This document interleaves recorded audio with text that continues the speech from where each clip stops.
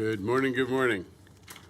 It's my honor to call to order the October MTA Board Meeting. Let's hear the safety announcement and then from public speakers. Your safety is of the foremost importance to the MTA. Therefore, we ask that you listen and adhere to the following instructions. If you witness an emergency, notify emergency personnel in the room and call 911 immediately. Please follow any audible instructions provided through the public address system or visually on screens in the event of an emergency. If an alarm sounds, wait for a public address announcement and follow instructions.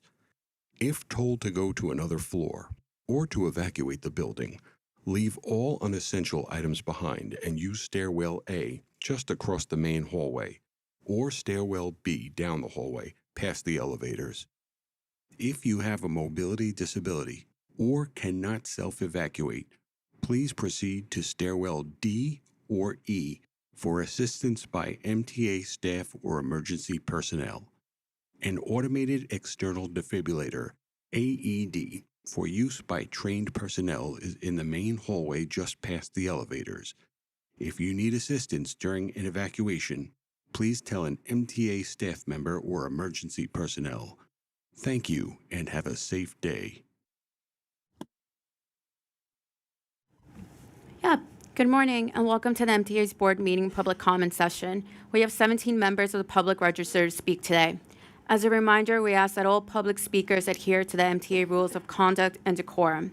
I would also like to remind our public speakers that in the interest of time and fairness to all speakers, we limit everyone to 2 minutes. Please be aware that there will be a warning beep to remind you that you have 30 seconds to conclude your remarks. Our first speaker is Deborah Greif, followed by Jason Anthony.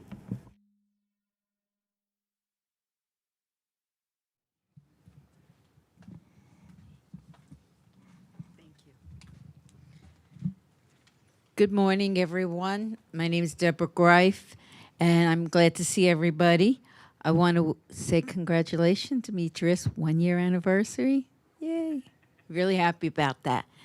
I also want to say that to the Metro North, when you put up the temporary platforms, when it goes to New Haven, please make sure they're really accessible, not just for mobility, but also visual people with hearing. It is very important.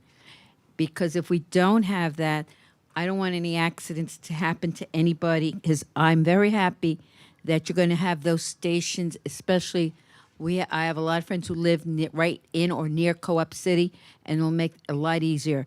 Also, I think it's great you're going to be going to Albany Metro North. Thank you.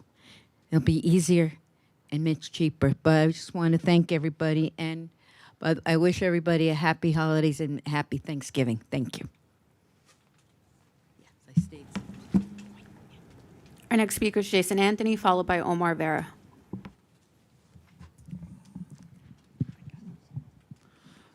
Good morning, Jano, Paige, and the rest of the board members. Jason Anthony, the transit guru. A day like today, 13 years ago, we were battered by Superstorm Sandy. We should reflect how advanced it took the system to get back online 13 years ago, and the advances that we did as a system, as a city, and as a state to get where we are today, 13 years later. I want to thank Jan Oliver and his leadership to so many things that I could think of. Jano, we call you the general because you have been very honest. You don't sugarcoat like others in the past have done. And when we have a question or concern or anything, you're always there to answer the question very honestly. Another thing I want to say, I'm very glad that we're going to have the Hudson Line extended to Albany. But I'm very disappointed that because of Amtrak, we're not going to get 3 stations in the Bronx until 3 years later. But I hope that Justin will pressure Amtrak to do their job along with Jano. But that's all I have to say for this month. Happy Thanksgiving, everybody.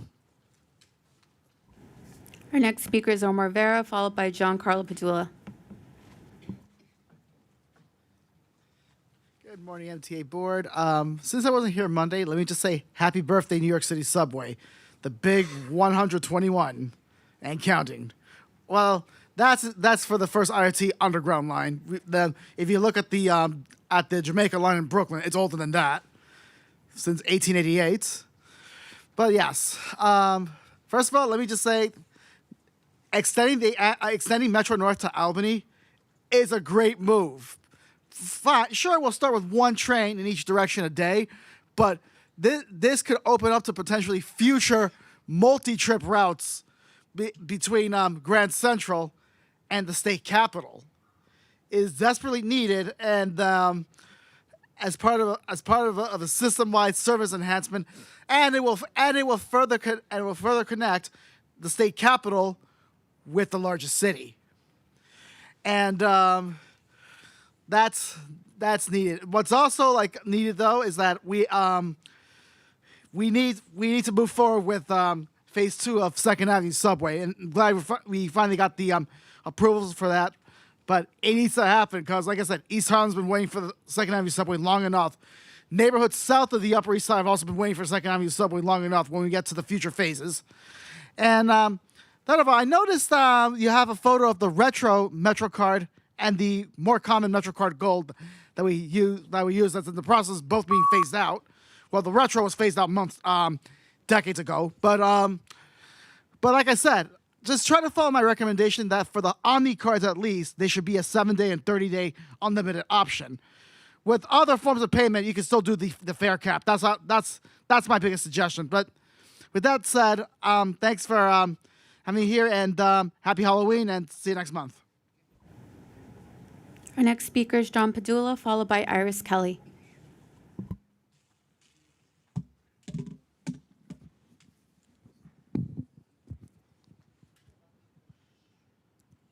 Good morning, ladies and gentlemen. My name is John Padula. I'm a supervisor at Educational Vision Services from New York City Public Schools, as well as a member of the Advisory Committee for Transit Accessibility. October is National Disability Employment Awareness Month, and we're supposed to recognize value and talent. And Mr. Lieber, I know we both know there's a lot of value and there's a lot of talent in this room, but at the risk of sounding like a broken record, I have to ask all the value and the talent sitting at that table and sitting around the room, if you were confronted with a disability and you needed to rely on paratransit to do your job, to function the way you do, could you?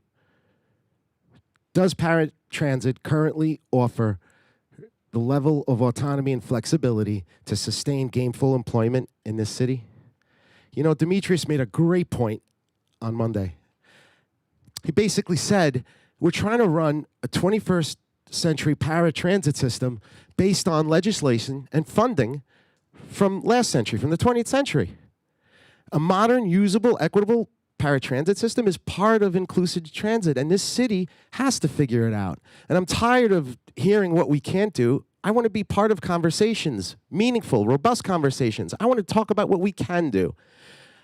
We have to keep moving forward. We have to figure out the funding. Our city's got to figure it out. This city, New York City, our city.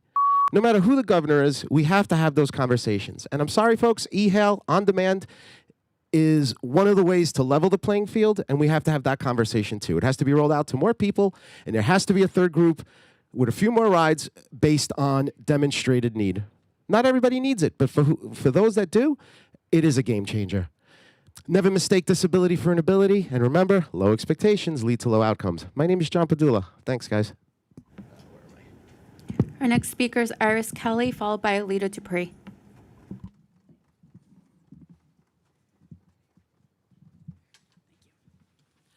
Yes, I would have to about on demand that everybody should get in this. At least ask each and every one of us if we want to try it. Not everybody's going to try it, but some do. Like I know I had many instances where I've been where I needed to have it and I don't even have it. It's getting really ridiculous. And then, in terms of railroad, you need to move the trains back on track 3, especially at night. Shouldn't have to be walking from tracks 1, 2 over to track 11, 12 at night. This is ridiculous. It shouldn't happen. You know, they need to have more convenience. And instead of taking convenience away from people, it's horrible. I mean, try being in my shoes where it's like to try to walk all the way across that long bridge just to get to another train connection. That is disgusting. You need something better than that. Care about your people. Say you do, but you should showing it more. And then for the assistant, he's doing a pretty good job, but he just needs to do more still for what's going on with it. And let's see what else. But it's been pretty good so far, for the most part. Basically, that's pretty much what's going on. Thank you. Our next speaker is Alita Dupree, followed by Filio Valenti. Thank you. Good morning, Chair Jano, Lieber, and members. Alita Dupree, for the record, she and her with Team Folds. You know, I love a good public meeting. I have some Subway here for you, one of my favorite stations. I'm reflecting on the Omni had a software load earlier this month, and there's been some residual effects. I have a close family member who had some struggles with her registered travel card being blocked. I think it's fixed by now, but as we get toward 1 January, let's make sure that we can get past that, because I want everyone to enjoy Omni in its fullest. I'm looking forward to Albany service, and I'll be able to enjoy that service in and out of Grand Central Terminal, just as I did when Amtrak ran that service in and out of Grand Central Terminal. I think it was up until 1991. I think we can do multiple trains with this and make the Albany service our own. I'll use it for sure, and for many good reasons. I think we're very good at doing that. And as I consider railroad fares, what will it take to get to tap to ride on the railroad? Because then we can have fare capping. Don't have to worry about passes. I think that with new technology, the time for passes is coming. I like not having to think about it. And yeah, BART is doing tap to ride on their system. I know I talk about BART sometimes. Well, to me, BART is the people's system, and I enjoy sharing some of that. But where do we go from here? All we have to do is remember our values of building the system that is legendary and stately. Please Thank conclude you. your remarks. Thanks. Our next speaker is Filio Valenti, followed by Yolanda Ayene. Philip Valenti, President of TW, Local 106, Supervisors. Mr. Chairman, I want to bring something to your attention. The Department of Buses has a real problem. You have people you brought in from Dallas who don't know what the hell they're doing. You got somebody from Subways in charge of buses, don't know what the hell he's doing. Buses has a real problem. On top of that, there was a survey. You brought in all these retired managers a few months ago to check what's going out on the road, and they're taking advice from these managers, not really asking the supervisors what's going on. So the plan is to cut 26 supervisors from the road and put them up in the bus command center to supervise from up there. So if anybody doesn't know, the bus command center radio system is failing. 47% of the time, the system is not working properly. It's constantly under repair. The calls are being dropped. The GPS freezes up all the time, and they're going to pull 26 dispatchers off the road to work in a command center that has problems. The dispatchers on the road are the first line of defense, the boots on the ground, the uniform that's out on the street that deals with the public in the bus stops. So this harebrained scheme that's being put into place, we're being told on January, is going to fail. We're fighting it every step we can, but this is a bad decision. You need the supervisors out on the road. If you want to put more supervisors in the bus command center, hire more supervisors for the bus command center. Don't strip everybody from the road where they're needed the most. We're out there. We deal with the public. We deal with the bus stop. We handle problems as they're going on, right? We're the first line of defense for everyone. We deal with all the public at all hours of the day. We're the people who are out there working for the transit authority. The operators look to, the public looks to for help. And we're all being pulled off the road to go work in a command center to watch dots. Buses go back and forth on the screen on a failing system. Mr. Chairman, I'm asking you to take a look at it. Nobody else wants to seem to look at this thing at a lower level. We met with people. They don't seem to care, and it's going to fail. Okay, it's going to fail, and the public's going to be hurt by that, and the operator's going to be hurt by it.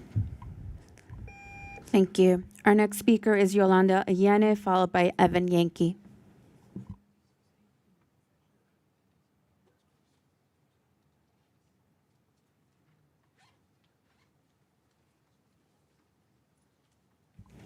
Okay, we're going to move on to our next speaker, Evan Yankee.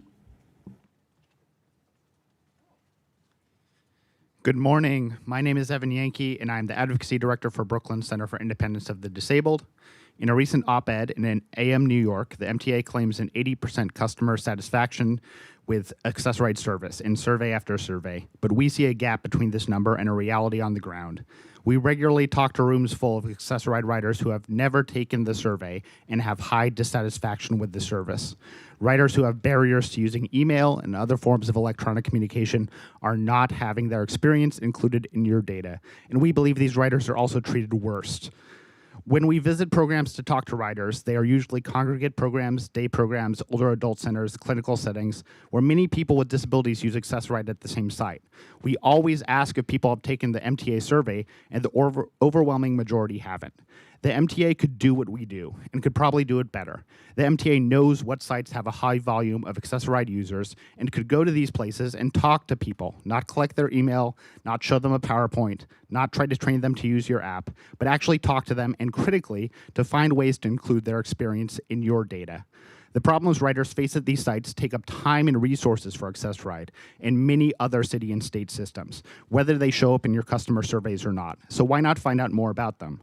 There are many other methods for knowing more about what is going on in your systems, implementing easy read and plain language communications, doing randomized qualitative studies, or just making your complaint response systems more transparent and responsive to build trust in your systems. We are all looking for a more accessible transit system, but making progress means being curious, honest, and working together to find out where we're really at. Thank you. Thank you. Our next speaker will be Mr. X, followed by Devin Kupferberg.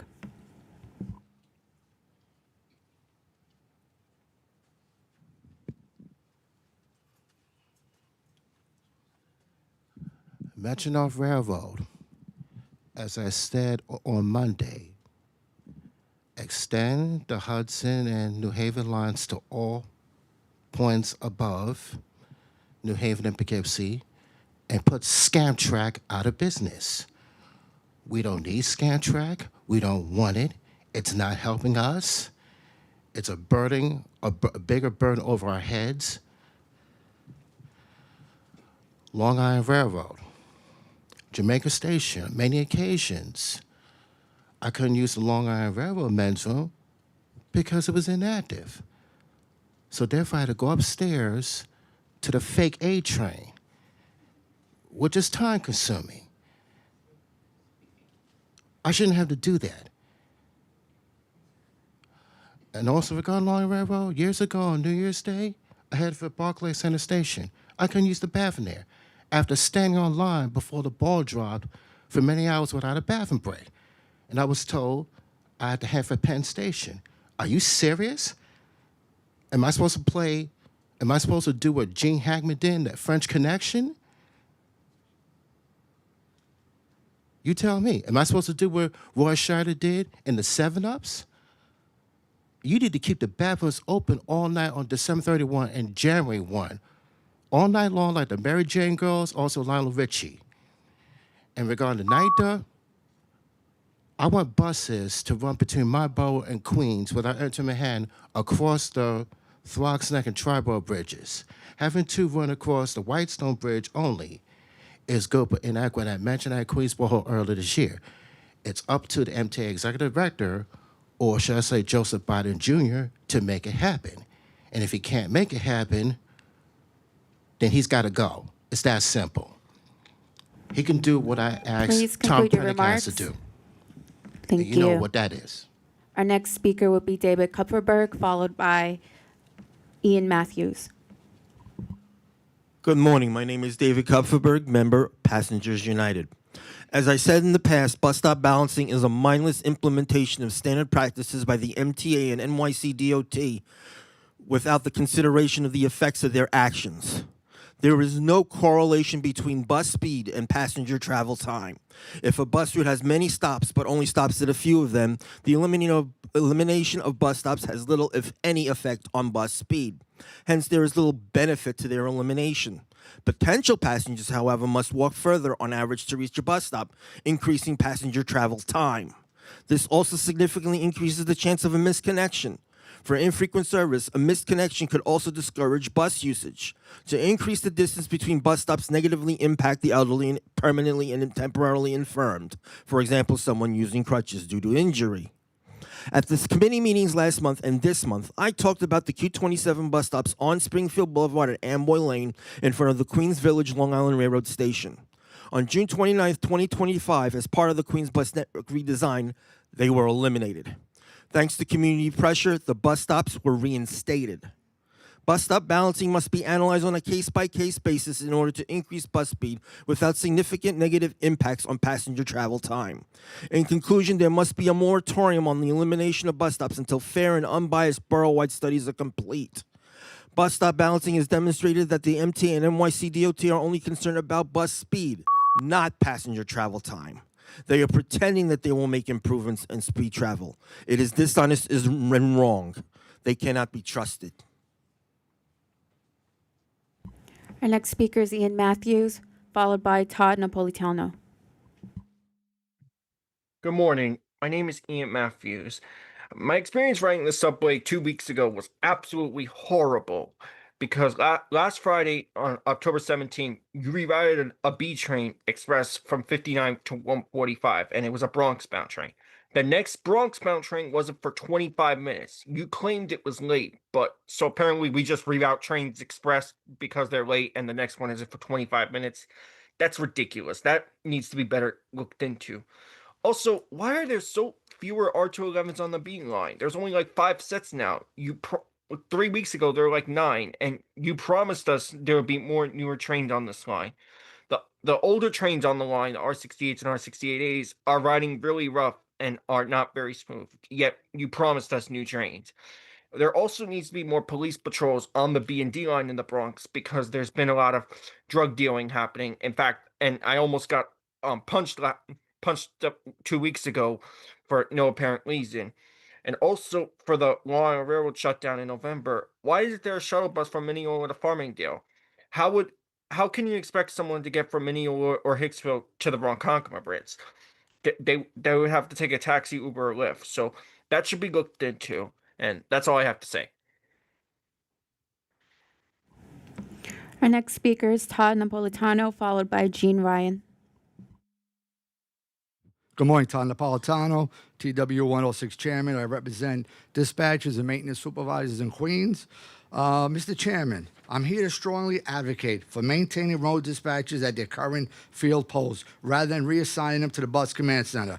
Road dispatchers play a critical role in ensuring the smooth operation of transit service. Their presence on the road allows them to directly assist the riding public, support bus operators in real time, and respond swiftly to service disruptions or emergencies. Removing dispatchers from the field posts is a misguided solution that risks undermining the quality and reliability of our transit service. A dispatcher station on the road is uniquely positioned to observe conditions firsthand, make immediate decisions, and provide timely interventions that help maintain on-time performance. This direct engagement is essential to delivering reliable service to the traveling public. It appears this decision is being driven primarily by the need to fill empty consoles at the bus command center. While I do not oppose strengthening the bus command center, this should be accomplished by hiring additional dispatchers to work with those already on the road, not by eliminating road dispatchers altogether. Reassigning dispatchers to the bus command center removes them from the very environment where their presence is most impactful. While the bus command center serves as an important function, it cannot replicate the effectiveness of a dispatcher physically present on the road. The absence of field dispatchers risks increased delays, reduced response, and diminished support for our bus operation and passengers. For the sake of service quality, operation efficiency, and public satisfaction, I urge you to reconsider the approach and prioritize staffing emergency strategies that preserve the essence of the role of the road dispatcher. Thank you. Our next speaker is Gene Ryan, followed by Miriam Fisher.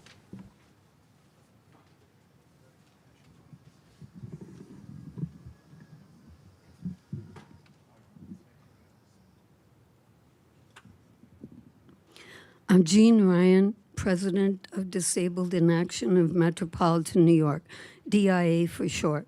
You might be tired of me talking on the topic of express buses for this whole year. I'm not tired of the topic.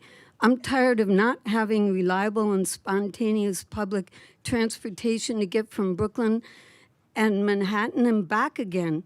Not because buses are late or anything like that, but because I can't reliably get on and off the buses.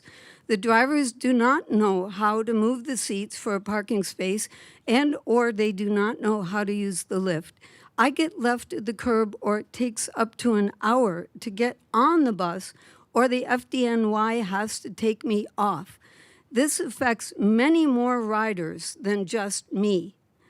Better and more training would be nice, but in my almost 25 years of riding or trying to ride, training has not made a substantial difference, so why would it now?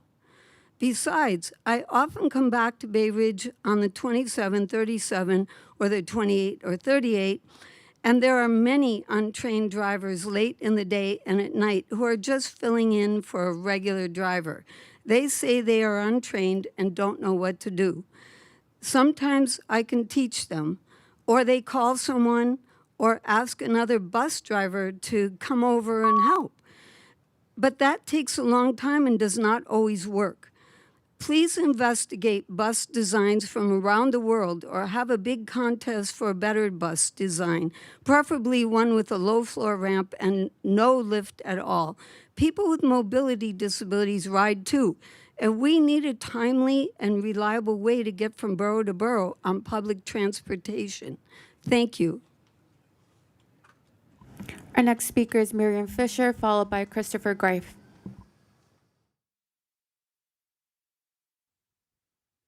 Good morning. Am I audible? It's Miriam Fisher. Yes, you Thank you.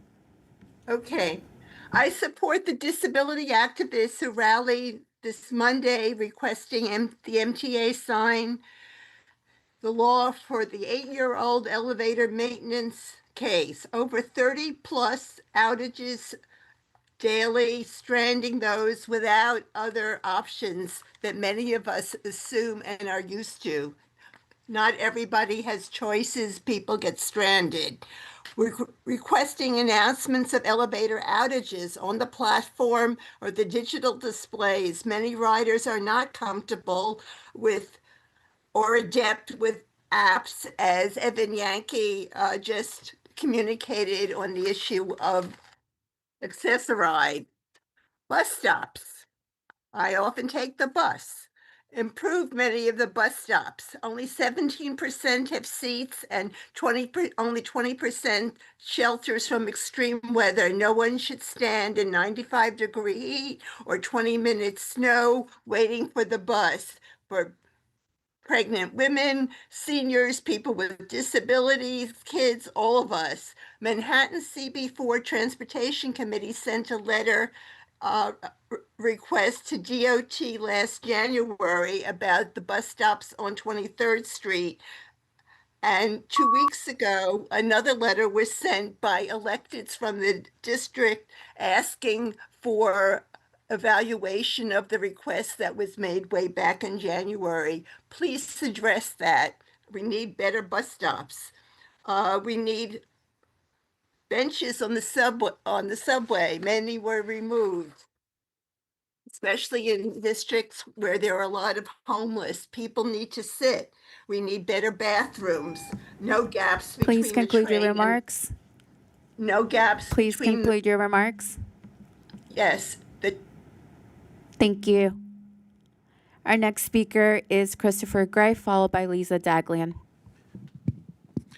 Good morning. I'm Christopher D. Greif, and first I want to thank our law enforcement, especially happy birthday to Chad, one of the securities.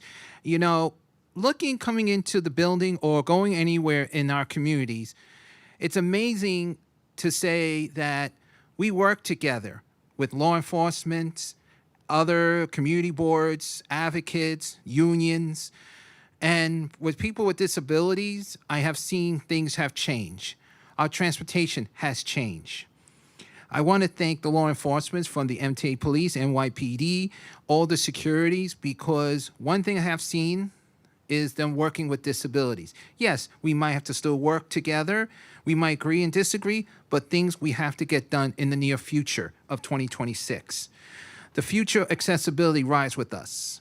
And I want to say that on our railroads, we are getting things upgrading. I'm here to support the Albany extension because that will be more easy to get on the train there. Second, as my other colleagues have said about the Penn Access, those 3 stations, I'm here to support that 100% because those communities up there with people with disabilities, seniors, and veterans, we need to make sure those stations are not just accessible, but getting on the train and connect to the bus. All the advocates in the Bronx are here to support that, and they want that. And I agree with you about Amtrak. Yes, Amtrak needs to understand accessibility is important, and they got to remember that performing work must work together. Last time I checked, we're in the 21st century, not the 19th century. And I will say this anytime. Amtrak, let's get it done. DOT, let's get it done. Because we need the streets to be fixed. We need to update our bus stops to make sure lighting, signages are safe. And I hope everyone, please enjoy your holidays, and thank you.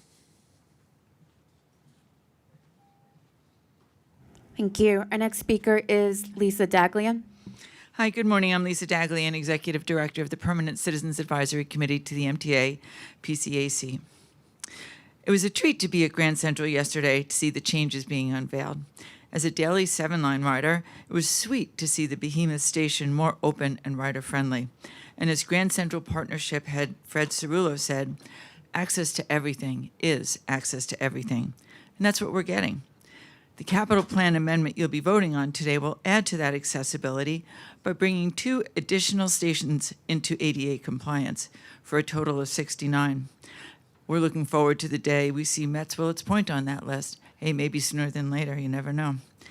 The amendments also include Sandy resiliency work. It's hard to believe that today marks the 13th anniversary of that fateful day.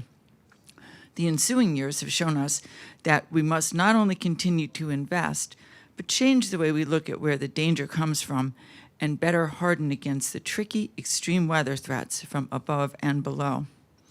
The list of projects in the blue pages is very impressive, but even more impressive is the $600 million in savings that you're achieving. Congratulations on hard work well done. We're looking forward to the launch of the upgraded capital program dashboard that will soon allow us wonks to sort through it better. I'd also like to offer PCAC's congratulations to our own Jack Connors, who was recognized by NIPTA with their Joseph Boardman Award yesterday. He'll be using that new Metro North to Albany service to continue to advocate on behalf of the region's riders, all of whom will benefit from the 2024 amendments and 25 to 29 plan. Now, can we get Amtrak to move the needle on Penn Access and reduce the ghastly 3 years of delay? We're coming up on Halloween, but October is also Breast Cancer Awareness Month. And my personal PSA is to get screened. It could save your life. The alternative is scary. Please conclude your remarks. Thank you. We are going to call Yolanda Ayene one last time. So our next speaker is Yolanda Ayene.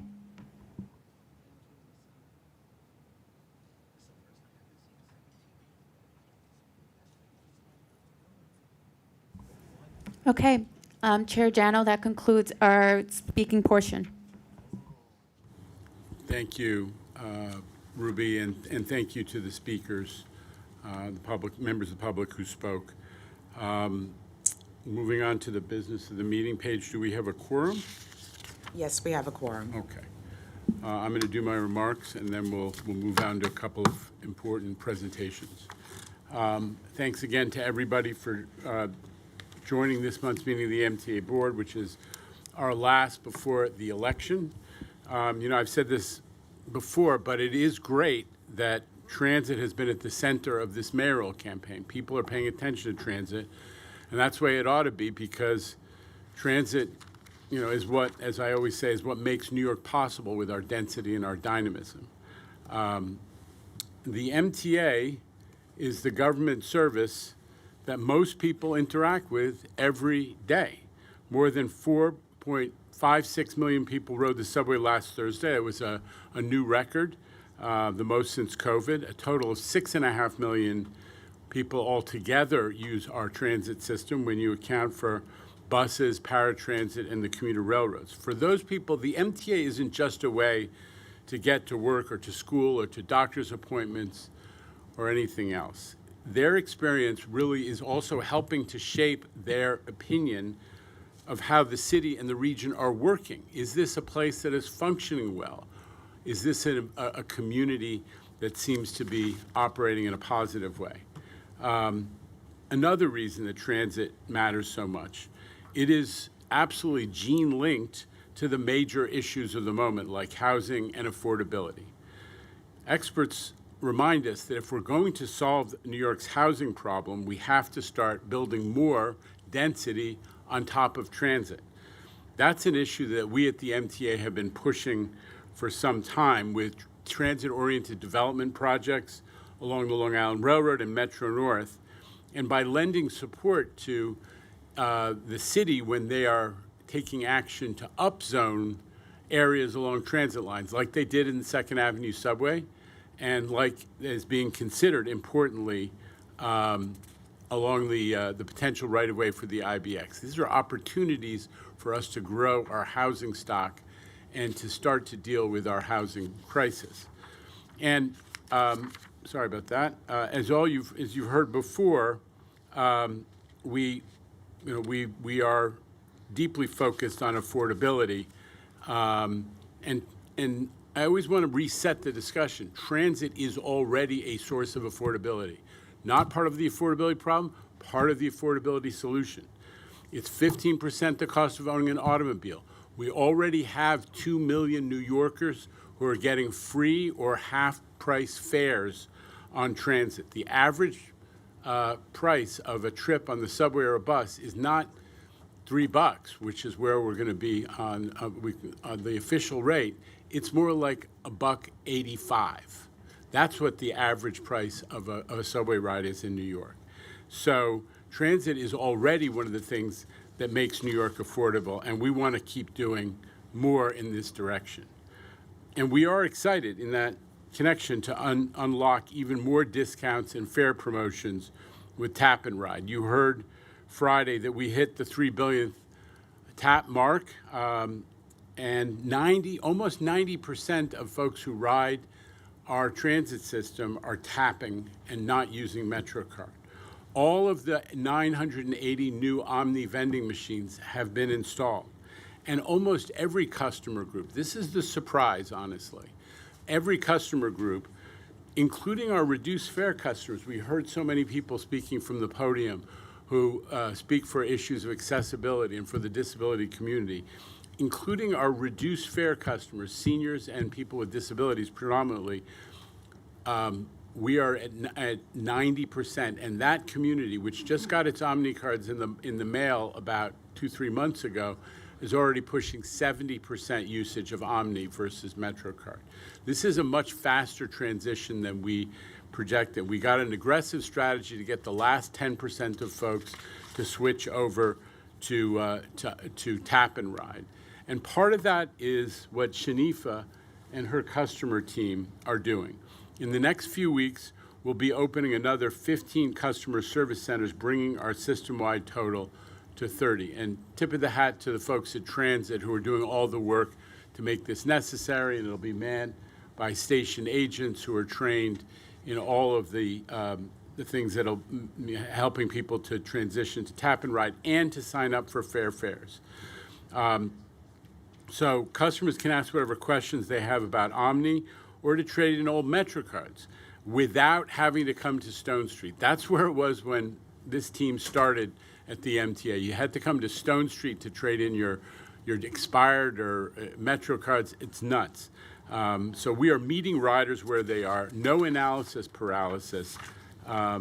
This crowd at the MTA, I think, is getting stuff done on the double. And it wasn't always like that. For people, we always talk about City Ticket. It's a passion that so many of us have because it has opened up the commuter rails to people who live inside the city, a discount for folks who are using Metro North or Long Island Railroad inside the city of New York. Well, it's actually something that was piloted 20 years ago but didn't get expanded. We said, let's ramp it up now, let's do it fast, and already the program is paying for itself with a huge explosion of ridership in the Bronx and in Queens. Later this week, we're going to celebrate station improvements at St. Albans on the Long Island Railroad, a station that has seen a 30% increase in service since we opened Grand Central Madison, and a substantial surge in ridership. Just ask Anita Miller, our labor relations chief, about whether the St. Albans station has gotten any busier. It has. And this MTA is also doing something about fare evasion, a problem that many people said was unfixable and that we should just give in. We are using a range of strategies. Some of them physical intervention at the turnstile, some of them actually deploying gate guards to keep the exit gate closed, the delayed egress, which the governor and her Department of State approved for us to deploy. All of this has succeeded in reducing fare evasion on the subways by 30% in 1 year, 30%. I'm really proud that we've turned that around, and Demetrius and the team at buses are working hard to get ready to make similar progress on the buses. That will be made possible by proof of payment being enabled once we have Omni fully deployed. Mr. Mack has arrived. And with strong support from Governor Hochul, we've made other important safety upgrades as well, like the LED lighting that's now deployed. Demetrius, we got that everywhere in the system now, LED lighting, right? A lot brighter stations. Platform barriers, people are loving that feeling. You can put yourself behind the platform barrier, especially folks with strollers and kids and older people are telling us they love that additional feeling of safety. And most of all, the tens of thousands of security cameras, a lot of them paid for thanks to Governor Hochul. Crime is down this year, and it's 12% down versus the year before COVID. These are all very practical, can-do type improvements, but this crowd at the MTA, and I'm privileged to lead a lot of smart, innovative people in this time. We haven't lost sight of the need to think big, as well as moving quickly. Back in January, you heard it from the podium, the governor proposed a radical idea in her State of the State address, Metro North service to Albany. And guess what? 10 months later, we're doing it. Daily trains are going to start rolling this spring to help out the previously Amtrak customers who've been dealing with much higher fares and less service since Amtrak took the East River tunnels out to do the project their way. No secret that we discouraged that, but Metro North service to Albany is a way to fill the gap that created. Huge kudos to Justin Vonishek and everyone at Metro North, as well as the MTA Policy Shop, led by Dara Goldberg, who pioneered this idea in some of their work.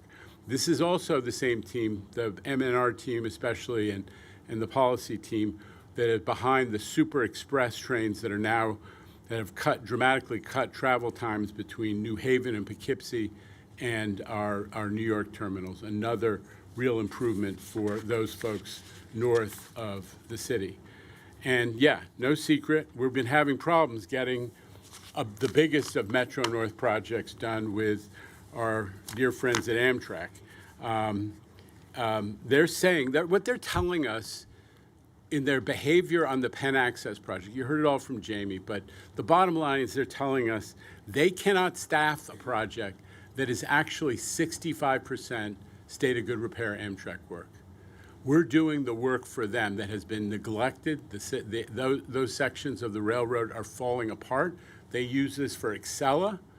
They've been flying through the Bronx for 100 years without ever stopping to serve people in the Bronx, and yet they cannot put the force account staff and the professionals that allow us to actually get the work done.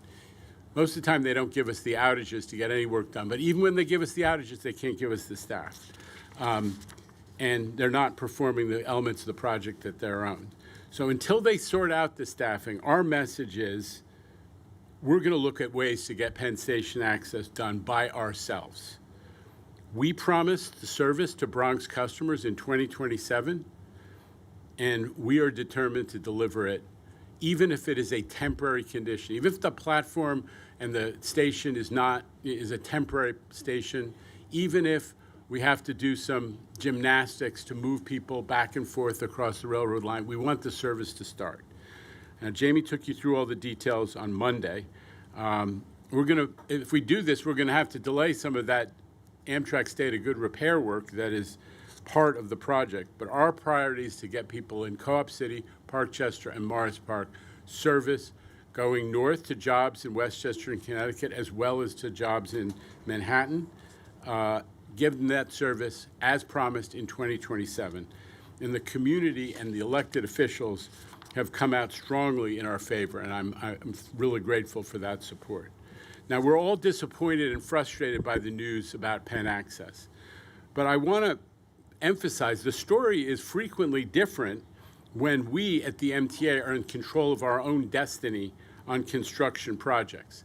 Yesterday, Demetrius, Jamie, and I went up to Grand Central to celebrate the completion of the 5-year, $700 million plus mega project that's upgrading the state of good repair in the entire Grand Central subway complex. We have new escalators, we have new elevators, we have new entrances, new ways to get on and off that crowded 7 platform, expansion of the Grand Central mezzanine, and my personal favorite, elimination of the chronic leaks thanks to people poking holes in the 42nd Street sidewalk, which made the place miserable. Punchline, the project came in $46 million under budget. That's what we try to accomplish when we are in control of the project and we don't have to rely on others. And another example, we talked last month about the incredibly successful and innovative Park Avenue Viaduct project. 51 months ahead of schedule, $93 million under budget. Notably, the contractor on the Park Avenue Viaduct happens to be the same contractor as the one who's trying to get the Penn Access project done. Exact same contractor. Very similar project. You know, trying to get a ton of work done while a railroad is operating. The difference? No Amtrak.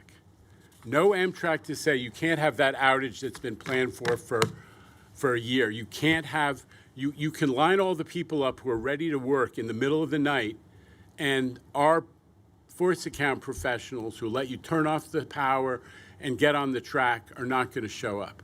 When that doesn't happen, when we actually get the outages and staff them, we get the work done. That's the story of the Park Avenue Viaduct. So this is an agency that is taking on the big challenges, and we're in charge. We're delivering for customers, and I am incredibly proud of what we're doing. So, moving on, 2 special presentations coming up today. Chief Taffy, talk about progress. Chief Taffy is going to give you an update on what the MTA PD has been doing and how much is being accomplished with, I think, an incredibly efficient management of resources and personnel under his leadership. So, tip of the hat to that great team at the MTA PD. We're also going to hear from Eric Wilson, who works at C&D as the Senior VP for Climate and Land Use. Today is the 13th anniversary of Sandy, the superstorm that knocked us out. And Eric's going to talk to us about how all of us, the city, the MTA, the state, need to step it up to deliver more stormwater capacity. The timing is, because I said 13th anniversary of Sandy, the timing happens to be incredible. But the improvements are also incredible. We've got some examples on the screen, roughly 500 subway manholes lined, 2,200 coastal mechanical closure devices installed, 100 railroad equipment platforms elevated, and on and on and on. But these are mostly improvements to protect for coastal surge, when the water surges on our coast. The other impacts of climate change, torrential rainfall, extreme heat, sea level rise, need also a lot of investment. And we're going to hear from Eric about that. Eric, over to you.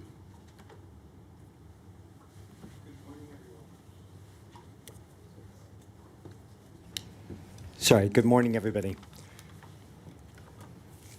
So as Jano said, today is the 13th anniversary of Superstorm Sandy, transformational impact across the region and the city. And since then, the MTA has undertaken a huge array of mitigations for coastal surge. It was on Earth Day last year when we released our first climate resilience roadmap. In this document was the first of its kind system-wide climate vulnerability assessment. We looked at multiple kinds of risks, including coastal surge, sea level rise, torrential rain, and extreme heat, mapped them out to MTA's infrastructure so that we could prioritize areas where we had the greatest vulnerabilities and start to understand that a little bit more. Based on that analysis, we established 10 goals for climate resilience and outlined an implementation framework, including connecting our recommendations to the capital plan, incorporating resilient design practices into every single capital project that we do so that they're all anticipating future climate risks, working with our operating agencies to make sure we have the information we need to act before an extreme weather event, as well as working with our partner agencies, including our municipal stormwater and roadway utilities, to mitigate impacts on MTA infrastructure. And of course, since we released that roadmap, there has continued to be extreme weather in New York. Major heavy rain events included 2 this past summer in July, including an event on July 14th with over 2 inches per hour intensity, mainly over the west side of Manhattan and into the Bronx. We did have service impacts as a result of that storm, but full service was restored before the morning rush the next day. At the end of the month in July, we had a 2.75 inch per hour intense rainfall event that mainly impacted eastern Queens at the border of Nassau. We did have impacts on the Long Island Railroad Port Washington branch, where we had to evacuate passengers, impacting stations at Bayside and Great Neck. But again, we did have full services restored to the Port Washington branch the next day. I want to share this photo that's on the right of a cascade on the platform at Penn Station, 34th Street, and I want to explain why that happens and why MTA subway infrastructure is vulnerable during torrential rainfall events. But I do want to flag that our climate resilience roadmap is part of a suite of documents that inform the MTA capital plan. We are anticipating climate change in all aspects of how we are advancing projects, including a $700 million program to reduce stormwater flood vulnerabilities across the subway system, and an $800 million program to reduce flooding risks on the Hudson Line, which is actually vulnerable to multiple flood risks, being stormwater runoff from upland areas, as well as coastal surge and flooding from the Hudson River, which is a tidal estuary. So in this climate resilience roadmap that we're releasing today, we do focus on multiple hazards, but the core of the document really updates everyone on major actions that the MTA is taking, where the MTA and our city agency partners have collaborated to reduce risks and successful collaborations. And it is also a call to the city to increase the pace of investments in 10 specific locations across the city that have had chronic impacts. And as I get into the document, I just want to share how the subway system is vulnerable to stormwater runoff. Oftentimes, you'll see as you're walking around the city that there are locations where there's low curbs or where there's catch basins that may be clogged. During dry weather, we don't necessarily notice these things, but these things become very they start to exacerbate impacts on the subway system during a torrential rainfall event. And specifically, they exacerbate the risk of runoff into subway vents that are there to provide fresh air to the subways and tunnels below. as well as water flooding onto sidewalks and coming up and flowing into station entrances. These are some of the biggest sources of flooding that we have in the system. And then topping that off, when we have very torrential rainfall events above 1.75 inches per hour, those start to exceed the capacity of the city's sewer system. And so you will start to see some sewer surcharging, which is where water starts to come up outside of the sewer because it's at capacity or even beyond capacity during those intense rainfall events. So it's the combination of all these things that exacerbate flooding risks in the subway system, and we have some steps that we're undertaking to mitigate these risks. So things that the MTA is doing right now. Number one, keeping the stormwater out. This is a photo from Northern Boulevard station where we've just installed an elevator, but also a new top step. And this top step is fairly subtle, but it does provide sufficient elevation to keep stormwater runoff from the sidewalk from just flowing directly into those steps right below. You know, go around, go back into the sidewalk, and go hopefully back onto the street and into the curb. Number two, remove the stormwater that enters. Because we're never going to be able to fully 100% remove stormwater from entering the subway, we are enhancing the subway's hydraulic system. And that's the system that keeps water moving out of the subway tunnels. This is a photo from 116th Street in Lex, the 2-3 station there. It's a 100-year-old pneumatic pumping system that we have in the current capital plan to upgrade among several other pumping systems across the subway system. And then third, protect vulnerable open-cut railroad infrastructure. This is a photo from Mott Haven Yard in the South Bronx, which 98% of Metro North service, all east of Hudson service, travels through Mott Haven Yard as it travels north. And this area is in a low part of the Bronx. It is subject to flooding. We do have a robust allocation in the capital plan to address flooding within our infrastructure. As I'll say in a minute, we also need our city partners to act in this location. I do want to focus on MTA city collaboration. So we do have an interagency task force that includes members from New York City Department of Environmental Protection, the New York City Department of Transportation, myself and C&D, as well as partners in each of the operating agencies in their maintenance of way groups. And we have met over 30 times since 2001 and had over 8 post-storm site visits. And the idea is that we all collaborate, we go to the site and try to troubleshoot what happened, what led to service impacts, you know, what agencies need to do to reduce those impacts on MTA infrastructure. And I want to share an example from Dyckman Street on the A train at Dyckman and Broadway in Upper Manhattan. In July 2022 and Ida in 2021, we had stormwater runoff impacting that station pretty significantly. This is a photo from social media of rain coming down those subway vents that I showed you the illustration of, and that's because of sidewalk overtopping. But we have had no further impacts since 2004 and 2005, and we believe it's because of some of these tactical short-term mitigations that we've been able to install with collaboration with our city partners.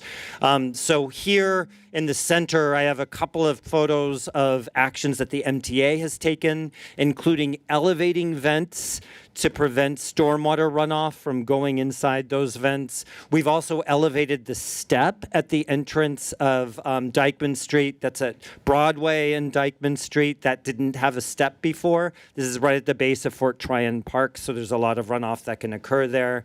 So those mitigations are from the MTA, but the city has also installed some short-term interventions here, including a new catch basin at that intersection to expand stormwater retention capacity, as well as DOT milled the street to create a little bit more space in the street to hold stormwater.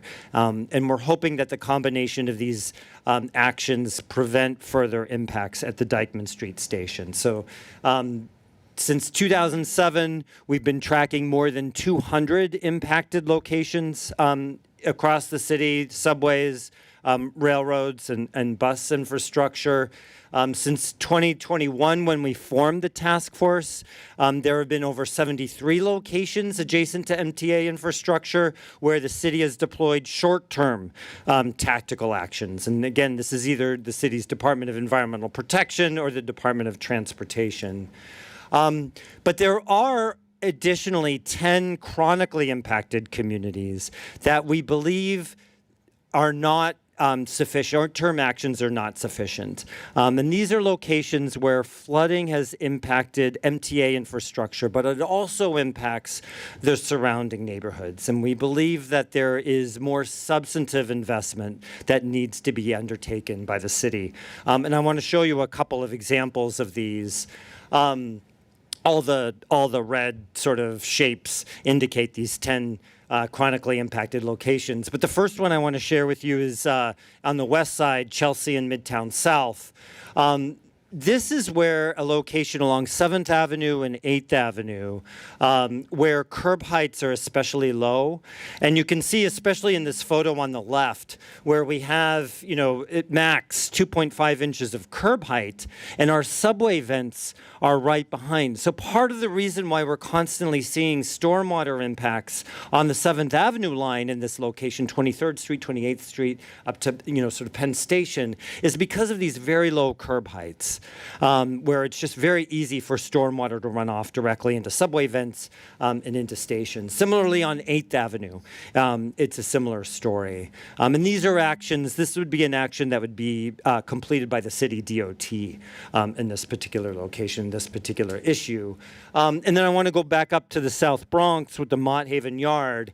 This is an area of chronic flooding impacts. This is a photo from Ophelia, Tropical Storm Ophelia in September of 2023, where we had service impacts in this particular location.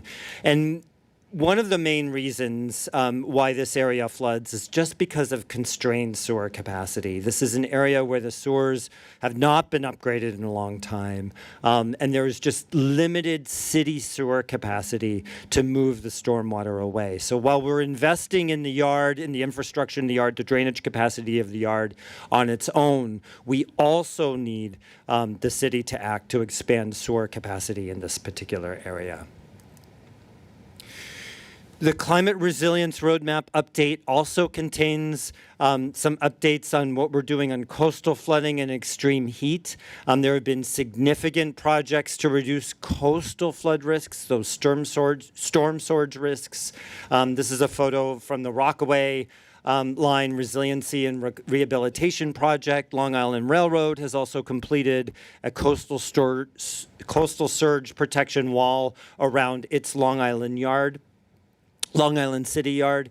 And then as far as extreme heat, we are looking at new technologies to reduce extreme heat impacts in particularly challenging stations. And this is a photo from 168th Street on the one train on the Broadway line, which is a very steep, very deep station.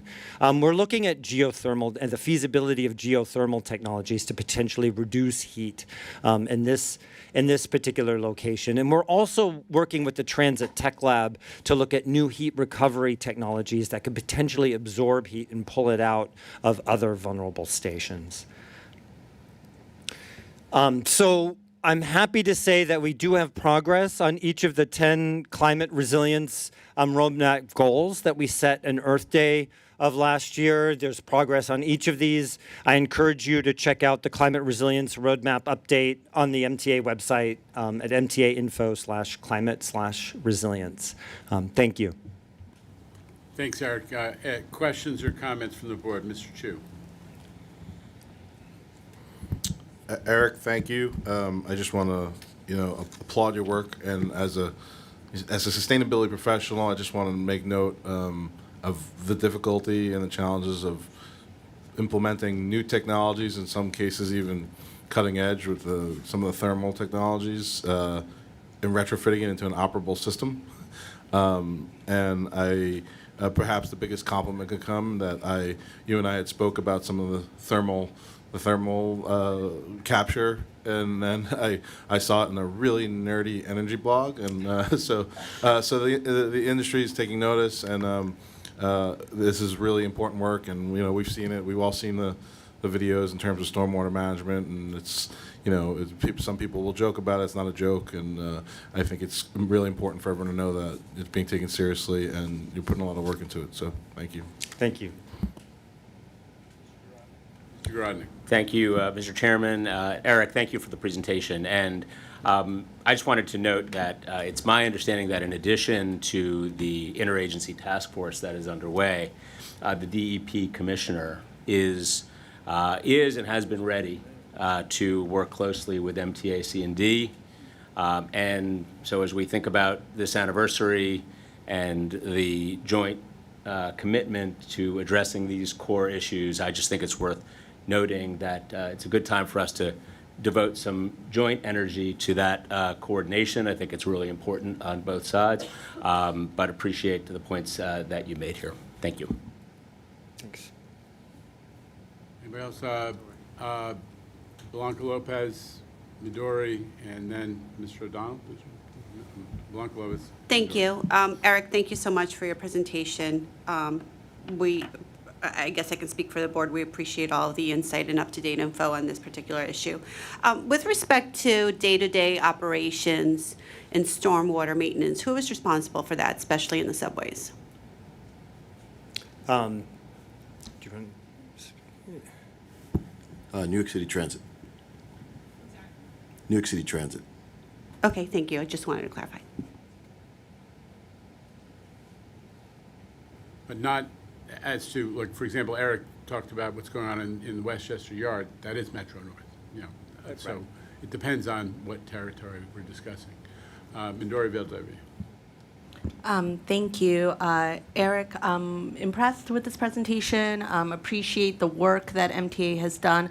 I'd like to understand more. Of course, we've seen these kind of like viral TikToks around flash flooding, but I would love to learn a little bit more about the numbers. I know MTA, we always say that we're a data-driven agency. What percentage of all delays are, based on these flash flooding incidents across like 365 days a year? So I would love to get that data, Demetrius, to just understand how significant of an issue. That being said, any issue is significant. I know because I came here delayed on trains today. So thank you, Demetrius and Quamel, for hearing some of my complaints this morning. And what is the role of MTA maintenance and action as it relates to like manholes?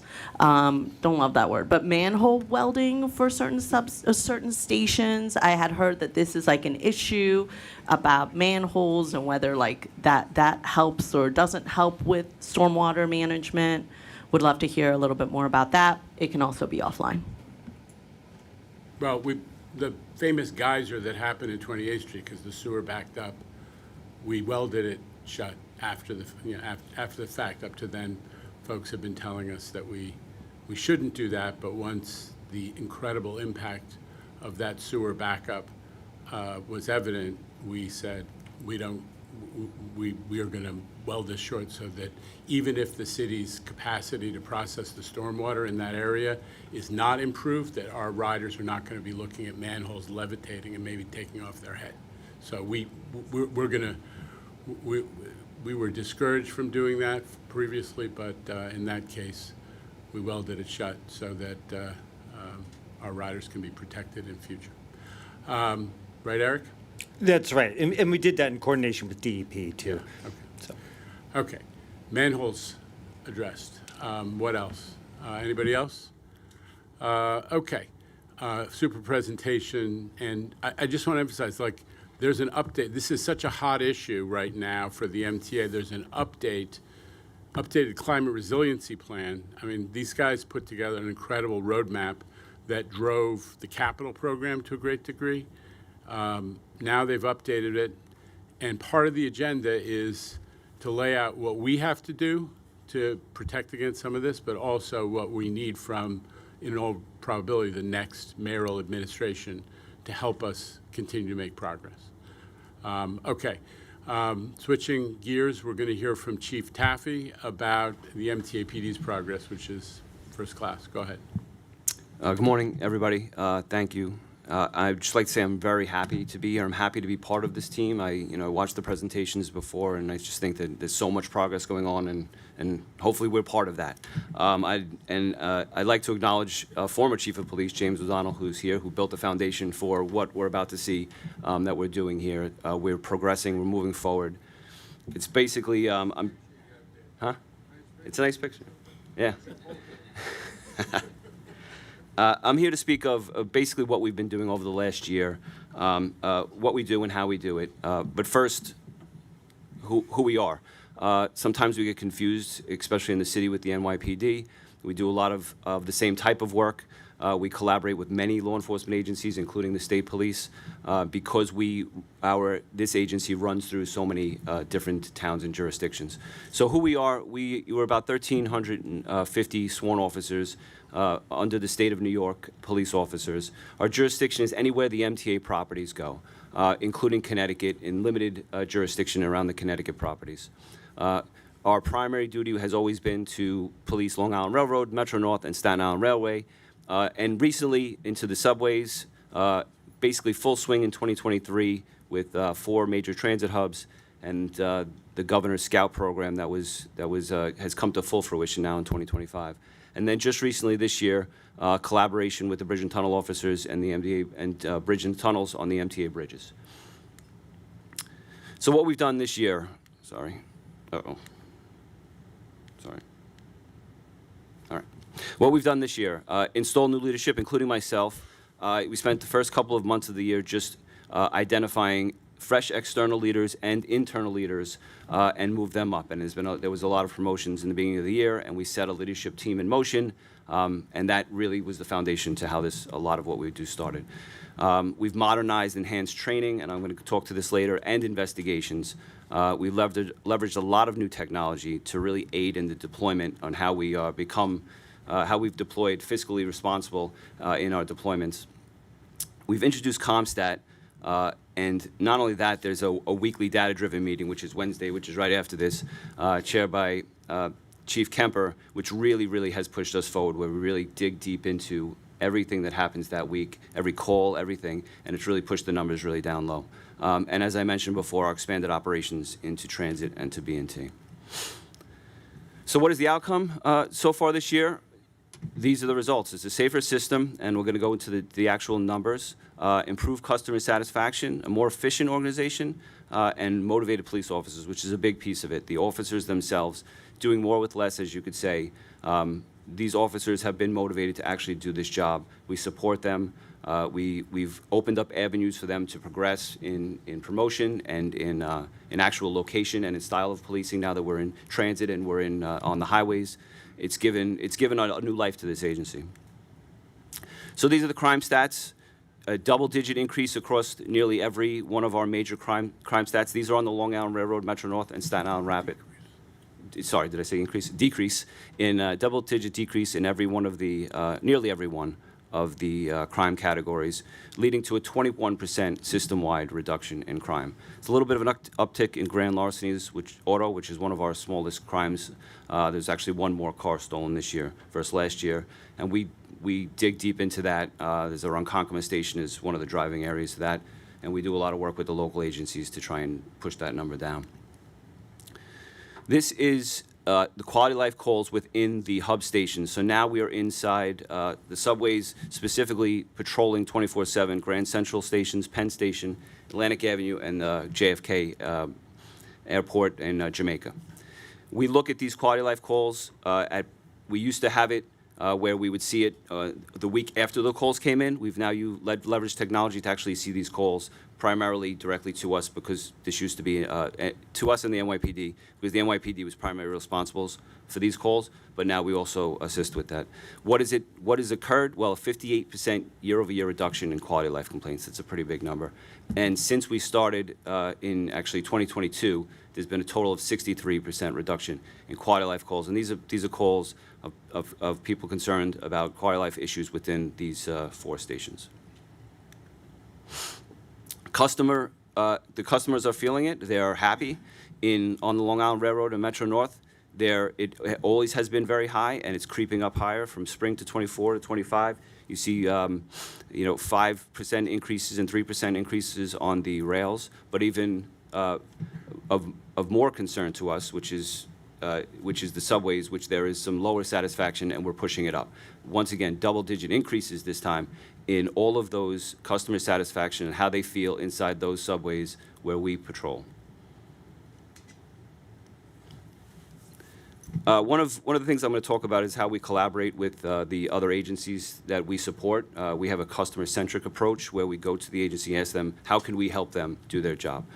This is fare disputes in Long Island Railroad and Metro North. There was a big push in the middle of last year to really focus on recidivism, focused on people who are, habitually do not pay their fares. The result was a dramatic increase in calls for us to come help on those two rail lines. We responded. The blue is the calls for help. The orange is our response. We responded, and we enforced the rules. We changed our policy. It's pretty much at minimum, the person gets removed from the train, and almost nearly every time the person is going to get a summons or an arrest if the person has a warrant or they don't have identification. And you could see that after that first spike, it went down, but there's still sustained level, meaning that the conductors are still relying on us, and we still respond in kind. This is fare evasion, jumping from fare evasion on the rails to fare evasion in the subway. These are our hub stations. Chairman Levy, you just mentioned that there was the 30% decrease in fare evasion in the subways overall. In our hub stations, it's 40%. So we're happy to see that it's above the actual average. This is on top of a 13% increase in fare evasion enforcement from our officers. So how are we doing this? I mentioned it earlier, we're building a culture of efficiency, and a lot of this is based off of the vision that the chairman had for this agency in what we were meant to do and how do we support this agency and how are we fiscally responsible in supporting the agency. I mentioned it, agency-centric approach, sitting with the presidents of the agencies, asking them how we can help them. Is it on-time performance? Is it traffic enforcement? What is it that we can do to ensure that their operating agency is working at the best it can?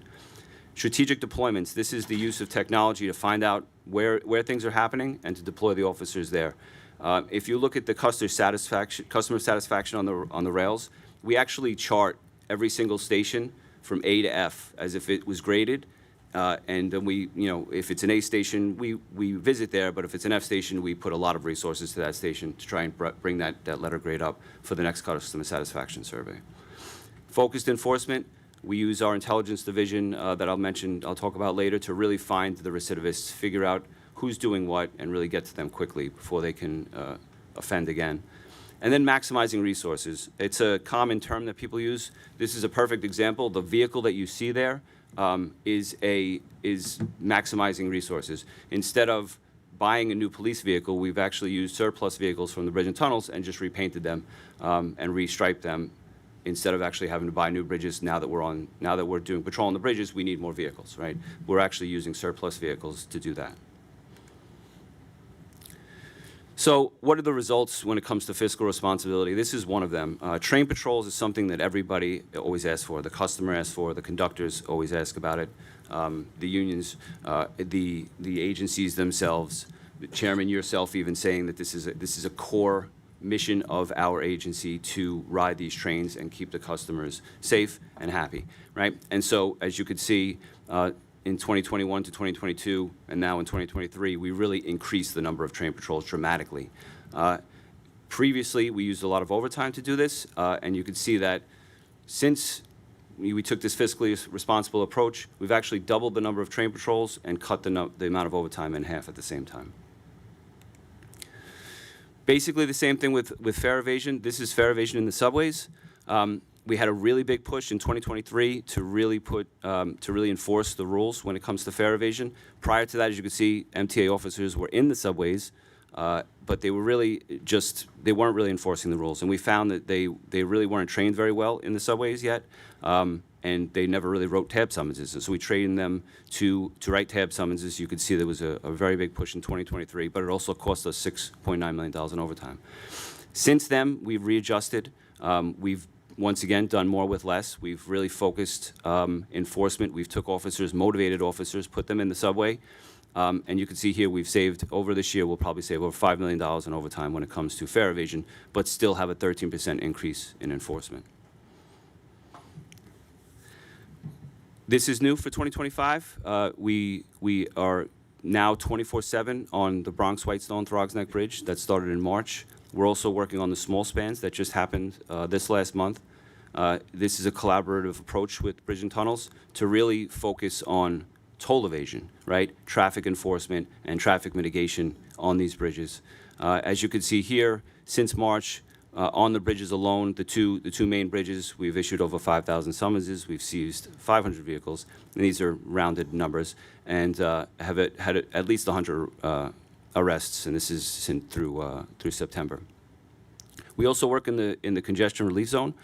We started as soon as that went into effect. We started operating in that area, and we've had the same progress there. 3,600 vehicle summonses issued. Most of these vehicle summonses are exclusively about unregistered vehicles, fake plates, covered plates, everything that is being done to try to avoid these tolls. And what comes along with fake plates and covered plates is also other criminality. And that's why you see we have had at least 100 arrests for forged plates and other types of events, including a few weapons arrests and guns. This is a quick sort of study on efficiencies and the collaboration and everything else we just talked about. This is the strategic decision centers. One of the champions of this, Inspector Chuck Pizzanelli, just recently received an award from Metro North because of this. It's really about, once again, agency-centric. How do we reduce police-related delays on the rails? And what we found is that, the old way of calling the police and then waiting for the police to come takes a long time, especially when we have a very large territory to cover. In this situation, we have a supervisor that actually works inside the rail control center, our supervisor, who works with the rail control center to find the best route of the train and the cop and get them to meet in between. Technology is helpful. We can monitor trains, obviously, and now we can monitor police officers, too, through their GPS on their vehicles or through their body-worn cameras. Get them both to the same place quicker. You can see here in the last 2024 full year of it, there was a 71% drop in the number of minutes lost to police delays and a 55% drop in number of trains that were actually effective. And we're hoping, as what we want to be part of a lot of the success in these agencies, we hopefully that this was part of the success that Metro North has had with its on-time performance. As many people know, that we are expanded also further into the subways, past our hub stations, with the use of the scout teams, which was one of the governor's directives a few years back. We've came to full fruition in 2025, meaning we have 10 actual teams, which was the original plan. That happened ahead of time. Those 10 teams now operate in all of the boroughs in the city where the subways serve. And we actually have the first of the kind in the nation. We actually have a train patrol that actually is a scout team at the same time. So we're on the trains actually looking for persons, generally homeless, but with mental deficiencies that where we can come and support them. We work with clinicians from the city to remove these people as needed. You can see the mental health removals year over year have gone up dramatically. We also do medical removals when we find persons who are in distress medically, and also we help with placement if they do not need medical help, but they just need a place to stay. We help with placement. You can see all of these numbers have gone up dramatically in 2025. A little quick, behind-the-scenes stuff on how we get a lot of this done. The investigative process that we have. Prior to it, it was just the detective division that was here. It was a small unit. We've grown that unit pretty dramatically. We've created an intelligence division that helps us with the recidivists. It also helps us with major events that are occurring to know, what our deployment should look like in case of, a large event or a protest may be occurring. We know that we can redeploy as needed. And we also created a special investigation division, which has been very, very helpful with tracking down known perpetrators quickly and getting them off the streets before something else can happen again. And also, by way of motivation, the special conditions unit that we created has motivated officers. It's like a police unit, a police officer unit, where they're as they succeed in that unit, they're able to then get promoted to detective. Training, very, very big part of it. Very big. This board has been very instrumental in that, in helping us acquire a police academy in Queens. It's set to open in hopefully the summer, but latest should be Q3 of 2026. In the meantime, we've gotten ready for this training by getting our recruit training certified by the state. So once this academy opens, we'll be able to train our officers in our curriculum. Prior, we worked with other agencies, primarily the NYPD, where our officers, in effect, learned their policies and their procedures and then had to relearn it once they came out. In this situation, obviously, we're going to have a custom curriculum for our officers. It's going to reduce, as part of the plan, it's going to actually reduce some of the overtime as well, because we won't have to train them as long, and so we won't have to backfill officers while these officers are in training, up to possibly 3 months. And our expansion of our leadership training has been very big. Most of our commanders are actually Trilogy certified, which is FBI leadership training certified, which started a few years back. And finally, once again, behind the scenes, protecting against the worst case scenarios, counterterrorism, active shooters. We've dramatically increased the number of scenarios and exercises we do, multi-agency scenarios, tabletop exercises. We've recently conducted a large one, as you can see in the picture, with Grand Central Terminal. In a few weeks, we're going to do one in another station. I'm not going to name the station, but another large station. We're going to do an active shooter / bomb training. And that's it. And I really would like to thank, and I mentioned it before, Chairman Lieber, the vision that you had and what we do here, and I'm very happy once again to be part of this. Without your vision, I'd really like to thank obviously Chief Kemper, who beginning this year really pushed forward on a lot of these strategic initiatives that we did. We met constantly about it, and now we're meeting for 2026 strategic initiatives very soon. The board, once again, for helping us financially, especially with the police academy. But my greatest thanks, of course, is to the men and women of the MTA Police Department, the command staff, the frontline supervisors, and the police officers that have been motivated to actually do this job, that allow me to come here and give you very good news instead of bad news. And that's it. Thank you.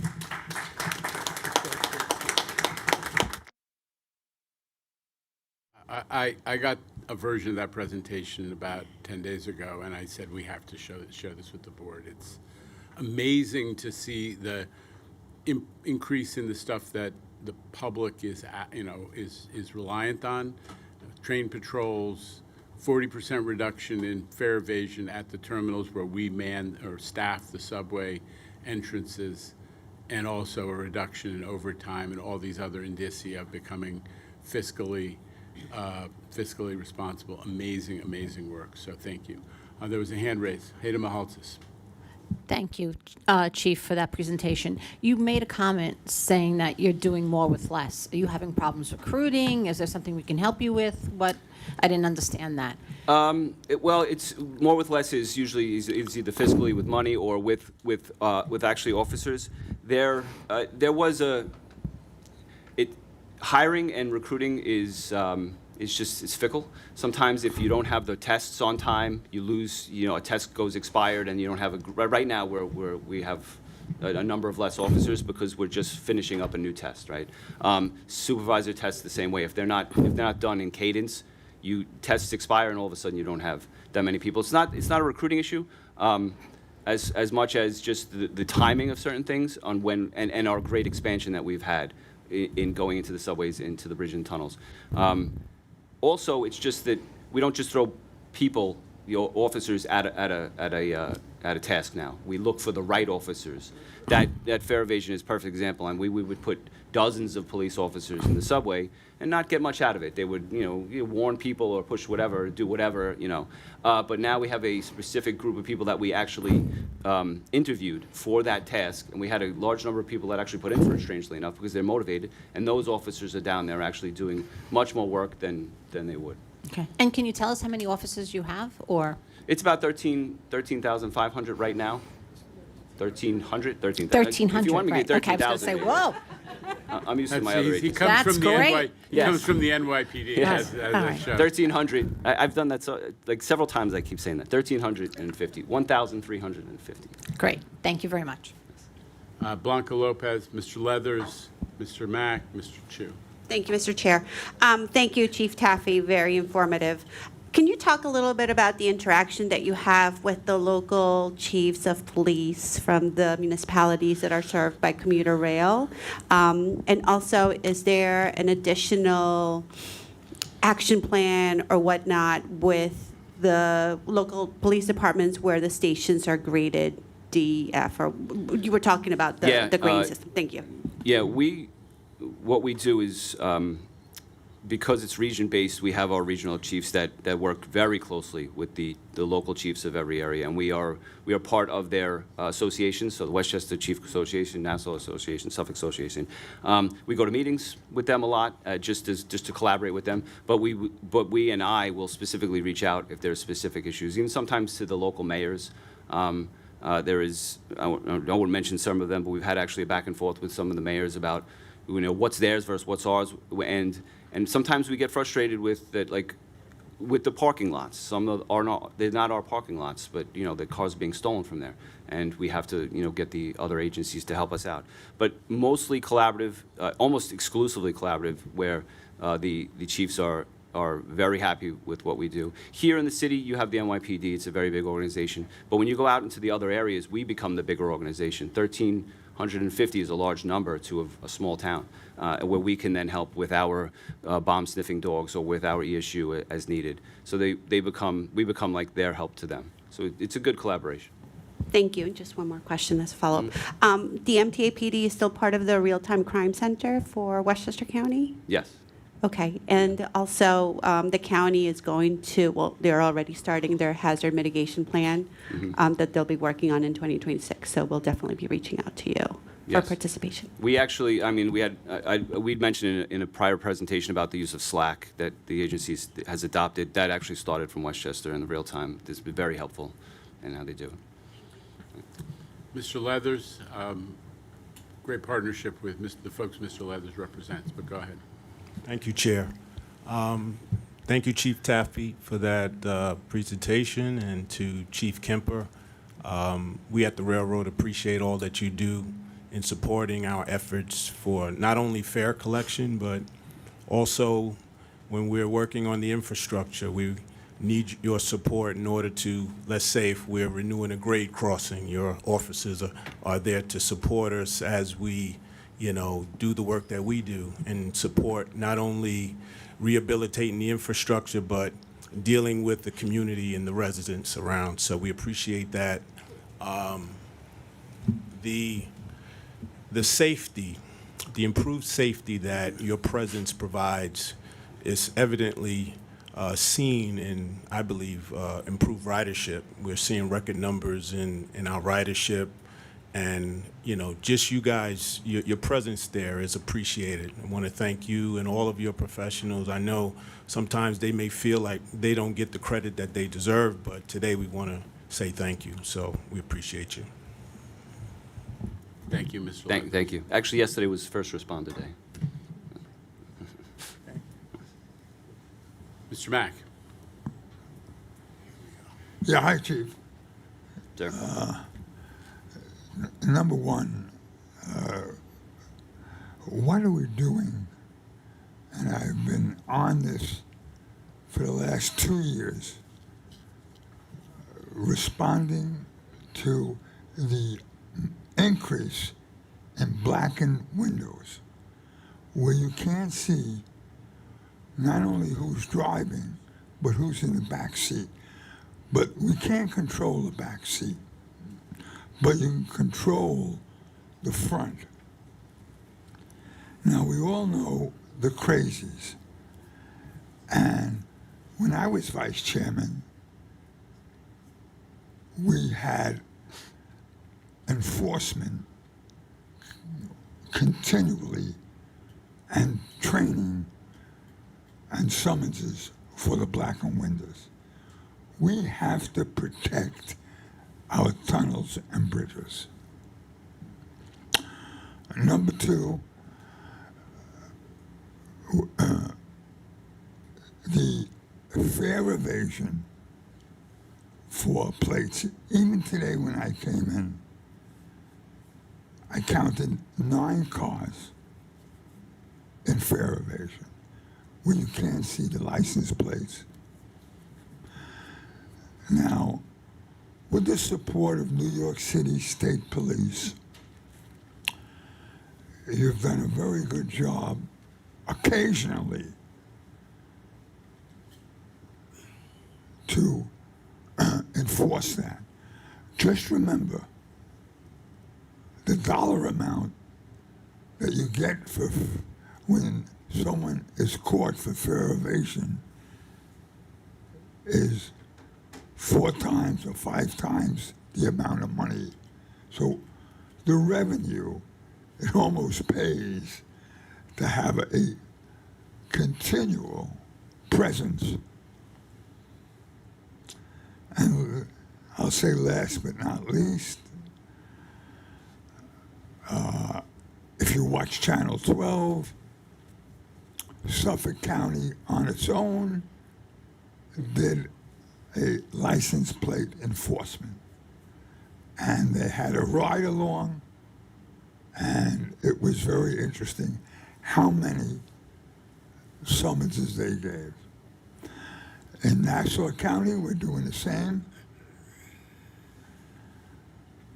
And I just think that fare evasion monetarily is important in all the bridges and tunnels.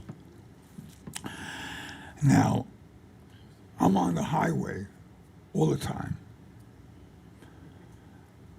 We have a shortage of manpower, of course, New York City, I don't have to tell you. But in the MTA as well. In Nassau County, we just graduated a class and put a class in. And in May, we'll have another class.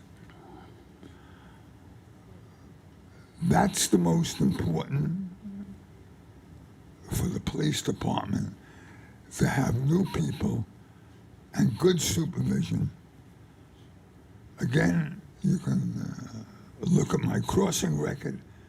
It's at least 2 or 3 times a day because I have different interests besides the police, Nassau.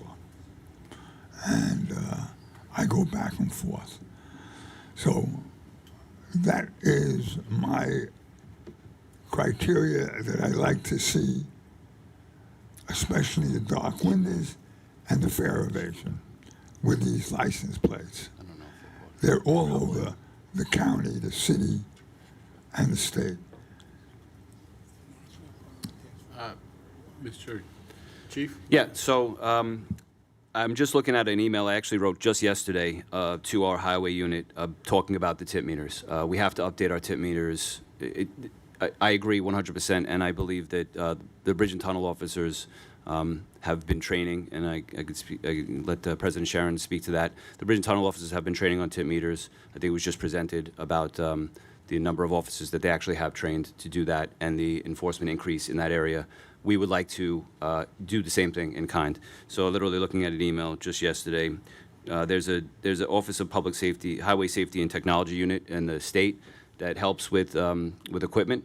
Maybe they can, we're looking to see if they can help us with not only DWI equipment, but also with tint equipment, or purchase some new equipment for our officers and train them up on that. I'll let President Sheraton talk to the rest of that. Sure. So actually, we have increased our tint enforcement in 2025. We've had a 24% increase from 2024 and a 35% increase from 2023. We had a focused operation about 2 weeks ago where we had a 2-week period where we issued 300 summonses for excessive tint on windows. So we are changing the course on this. And as the other, I agree with everything you say, with the collaboration with the other agencies, with the amount of people who try to evade the tolls, and that's why you see our numbers in the tens of thousands now across the entire city, between the congestion relief zone, the streets of the city where we also make stops, and the bridges. And just a reminder that it was, we've had these intensive multi-agency task force enforcement operations for about 2 years now, Kathy? Kathy Sheridan, it's about Yes. 2 years. we are the MTA, under the Bridges and Tunnels, but supported by the MTA PD, are the ones who originated that operation and have brought all these agencies, including state police, NYPD, and Port Authority, counties, and so on together. And we're going to continue to emphasize those operations, which are good for everybody. Getting rid of the ghost plates is good for everybody, anti-crime. It's not just MTA revenue. Mr. Mack had some more comments. Go ahead. The Highway Patrol Division I started, the men and women have to be more alert. Even though the accidents are down, the driving habits of people are outrageous. So, and again, you're right, and I must tell you, our response time in Nassau County PD is excellent as soon as we get a call regarding a problem. Mr. O'Donnell had a comment. Thank you, Chairman. Thank you, Chief. Thank you, Chief. Appreciate the shout out. Love the picture of the trooper and, of course, our MTA PD, right? When we started in 1998, we had the merger about 225 from Long Island Railroad Police and 225 from Metro North Police. And then from that 450, after 9/11, we went to 750. So I'm glad to see that we're now at 1,350. And I always talk about this with the crime. The one thing that prevents crime is visibility, visibility, visibility. And it's a joy to see all of our men and women in the MTA patch on their shoulder out there protecting all of us. And a shout out to my former colleagues that were there on 9/11. I also like to make sure I point this out. On the Monday after the Tuesday of 9/11, ridership on all MTA was 97%. And that's a tribute to the men and women of the MTA PD being out there, being visible, and having the confidence of the riding public. And I'm glad to see that both of you are keeping up that tradition. Well done. Thank you. Thank you. Thank you. Thank you, Mr. O'Donnell. Mr. Valenti. Thanks, Chair. Chief, I just want to thank you for the presentation. I want to echo Chris Leather's comments for Metro North. We've seen a lot of progress in the last 2 years in terms of train patrols. The increase of patrols is something we'd love to see from a union standpoint. Also, it's not just arrest and the summons, it's following that through with the prosecution, working with us, working with the DA to ensure that people are prosecuted and held accountable for whether it's fare evasion or assault on a conductor or a station ambassador. That's key, and that's changed, and that's what makes a big difference. Deters crime and holds people accountable. Also, the detectives have been great. If people aren't caught on the spot for whatever reason, they've caught them after the fact numerous times. So we do appreciate the support.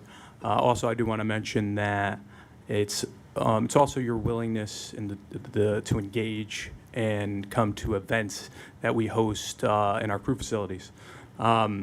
It's not easy to stand up and be criticized for what you're doing, you could be doing better, and you do that. You do that multiple times a year, and you take those criticisms and you do something about it, and you do better every time.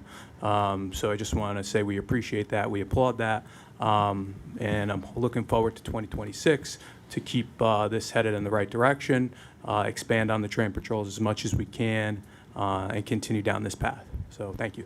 Thank you. We call that blindsiding, where we actually, what is our blind side? What are we missing? What are we doing that we think is right that may not be right? And getting criticism is something that we want, We want that to see if we are doing the right thing. We are a service agency. We are focused on customer service, quality customer service. So thank you for being honest with us. And anybody, we can expand that to anybody, any organization that wants to have these sessions. We sit down, we talk, and say, what are the needs, and are we doing it correctly? Okay. All right. Any other comments or, okay, we're in good shape. We're two extraordinary presentations in two areas where the MTA is really excelling. So we got a lot of things to improve, as Chief Taffy would say, but these are two areas where I think we're really making progress. Okay, we're going to move to the business of the meeting. First up is the capital program amendment. Steve Lohr of MTA C&D. Thank you. Good morning, everybody. I'm Stephen Lord, Deputy Chief Development Officer in C&D, and today I'll be presenting the fifth amendment to the 2020 to 24 capital plan. Just as a reminder, since the creation of C&D 6 years ago, we started doing these amendments annually as a sort of good housekeeping measure for the capital program. It lets us update project costs, project schedules, project funding, and incorporate any new emerging needs into the capital plan as it runs through. So on this one, overall, the amendment reduces the total dollar value of the plan by $130 million, down to $55.4 billion. This is for two reasons. It reflects savings realized from implementing congestion pricing under budget, and a reduction in the budget of the Penn Station reconstruction project, which, as you know, is now being led by the federal government. So that's the small reduction in the overall plan size. And then at an individual project level, there are a bunch of different small project changes, but of three types. First, the amendment incorporates a variety of changes to project costs. So this includes over $600 million in savings across various areas. The Omni program under budget, the ADA program under budget, the signal modernization program under budget, the Bridges and Tunnels program under budget, elevator and escalator replacements under budget, and some smaller increases to certain projects, in particular infrastructure and rolling stock, but offset by all of those under budget projects. So the first set of changes. The second are changes to project schedules, in particular shifting a couple of projects from the 2020 to 24 plan into the 25 to 29 plan to better coordinate with other newly funded work. So just an example of the flavor of this sort of thing, the 190th Street A station had been slated to get state of good repair work in the 2020 to 24 plan. It's since been prioritized for ADA upgrades in the 25 to 29 plan, so we are shifting that state of good repair work to do it concurrently with the ADA and moving the whole project into 25 to 29. We do that sort of thing. And then the third type of change, and perhaps most important, the amendment then reinvests that savings I mentioned into new projects. So these include a net increase of 2 additional ADA subway stations, drainage improvements at the Westchester Yard, substation hardening at Penn Station for Long Island Railroad, safety fencing at the Throgs Neck Bridge, and the platform fences you see rolling out at over 100 subway stations. Those are all added into the plan since it started. So it's a quick summary. There are copies of this book. I think they're in the back. You guys should get them today.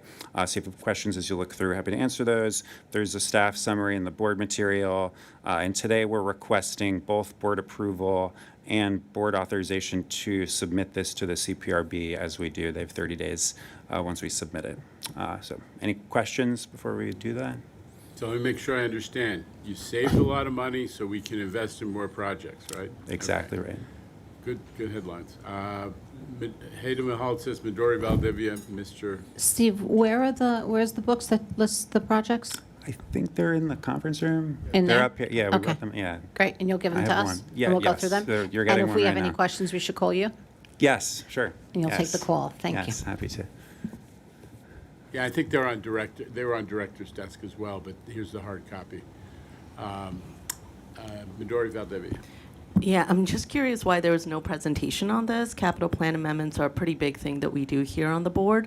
And as city members, obviously, we're very invested in critical city projects, especially the things that you advance. I just, had, I think, 40 minutes of presentations, but this is, I understand that you might think that it's procedural, but I feel like it's one of the big things we do as a board. We spend so much time, 20 to 2024, 15 to 19, on the plan, and so when we make amendments, I think it should be I think you should have a presentation and kind of an Okay, approach. let's do it. Let's do it. Jamie, go ahead. Well, I was just going to say that I think the information has been made available to the board, and we did, notify the board that this was coming last week, and so certainly have been happy to answer any I questions. mean, the material's on director's desk, but it sounds like the request is for more detail. Could you just go back over some of what are the significant changes? I don't know if, in the presentation, I think covered some of it, but let's go back over it.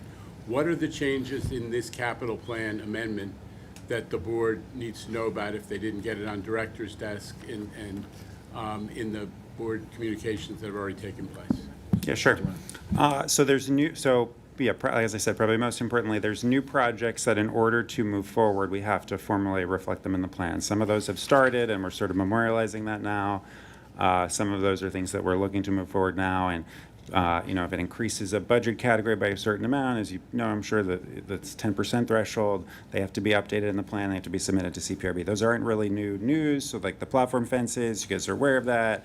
The new ADA subway stations was first announced Monday. We've been working on that for some time, adjusting pluses and minuses between this plan and the next plan. The drainage project at Westchester Yard, that's a brand new one. We've been working with Subways, who's made that a priority for quite some time. And because we have coastal flood work at the Westchester Yard in the plan, we've wanted to increase that and at the same time do drainage work for, as Eric was talking about earlier, for stormwater flooding. So those are the big, those are the things in order to move them forward, we have to get them in here. The rest of these items are really as projects advance and the costs change on, from either projects that we've now awarded at a lower budget or projects that we've completed at a lower budget. We're just, I agree, it's not administrative, but it's reflecting, here are the actual numbers that we're seeing in each of those things. And there's, hundreds of small pluses and minuses, and we're sort of, summing up the total of those things is a net savings on work that we've advanced either into construction or completion on the whole, and then some changes in some projects, originally were programmed for this year and we're programming them for a different year. Those are the sorts of changes. But the big thing, in order to make progress is authorizing some of the additional projects that we want to move forward and need your approval to do so. Anything else you want to add, Jamie? I just emphasize the good news that Steve mentioned off the top, which is the implementation of congestion relief came in $65 million under budget, so we're harvesting those savings to put them into the projects that Steve just went through. We also, because of the improved management that we've undertaken on the new fair payment system, Omni, we're bringing that in for New York City Transit under budget. And still on target for substantial completion this year. And then Steve mentioned it as well, that now that the federal government is leading the Penn reconstruction project, we're able to amend those dollars out of the plan that we had in for design. So those are the major, that plus, as Stephen said, all of the smaller projects that have come in under budget. And we've described this to the board many times over the last couple of years, that we've identified $3 billion in money that we've saved since 2020 through better, faster, cheaper delivery of the plan. This is a subset of that, the dollars that were actually in the 20 to 24 plan. Those are being harvested in order to support all of that in order to support the new projects that Stephen mentioned. All right, I'm going to Mr. Jones, and I'll come back to Midori Valdivia. I have a concern. I'm going to vote for this. I'm satisfied. But the timeliness of getting this information, some of it very dense, it seems to be a perpetual problem of when we get information. And I'm concerned that as a fiduciary here, I'll take what's said, but I need at least a week's in advance when you're talking about many millions of dollars to at least look at something and integrate it. That's my concern. This has been sort of in my time on the board, been a perpetual concern of at the very last moment, either in the books or in that pamphlet that's now in the room, we're really not given enough time to integrate it and give you a reasoned support. I'll support this, but I'm concerned. Well, let's just put it this way. We're going to have a vote on it, but if there are any specific concerns, David, if there are any specific concerns you want to articulate in the future, we can, there's no reason we can't continue to amend these plans. We have one scheduled routine adjustment. I think you've heard the substance of this a few times over now today, but if after your additional review that you do have any concerns, there's no reason we cannot make additional adjustments to the capital plan. It's very much within our purview as a board. But I take your point, and we'll, in addition to providing it on director's desk, we thought that was the normal course of action, but we're happy to talk about other ways we can share information with the board. Back to Midori Valdivia, and I guess Hayda has comments as well. Hayda can go first. No, Steve, you can show us where certain stations are being painted and everything in here? It's in 25 to 29, the one Okay. you're asking, but yes, Okay, I'm happy all right, to so go I'll through come the- back and you yes. can walk me through it. Thank Sure. you. Yeah. So maybe these are more budget type questions, but I had heard, it's really great. Omni, reduction in costs, excellent. So when you have those savings, how is that dispersed between New York City Transit, Long Island Railroad, and Metro North? I'm a city member. And so, I know capital plan, especially with congestion pricing, has an 80-20-20, but I kind of want to see, and I want to understand how these kind of bigger multi-agency projects, including like congestion pricing, how they get reinvested in the capital plan as it relates to city projects. Yep, sure, understood. The just at a high level, the agency budgets are unchanged. The reinvestment occurs within. If it's transit savings, it's within transit, and so on. But am I right to understand that New York City Transit budget is a $19 million reduction? So there's a, I don't know, fraction of a percentage of each agency's cost that since the program was created, these are sort of shared services or administrative costs that now are in the interagency line item, basically reflecting these are now covered by MTA C&D. So it's very budgety. Essentially, these would have previously I love been budgets. They would have That's been how I line grew items up, in each so- agencies Okay. for staff support or other, insurance, other administrative costs. They're now just executed in a consolidated way in that interagency line. You see.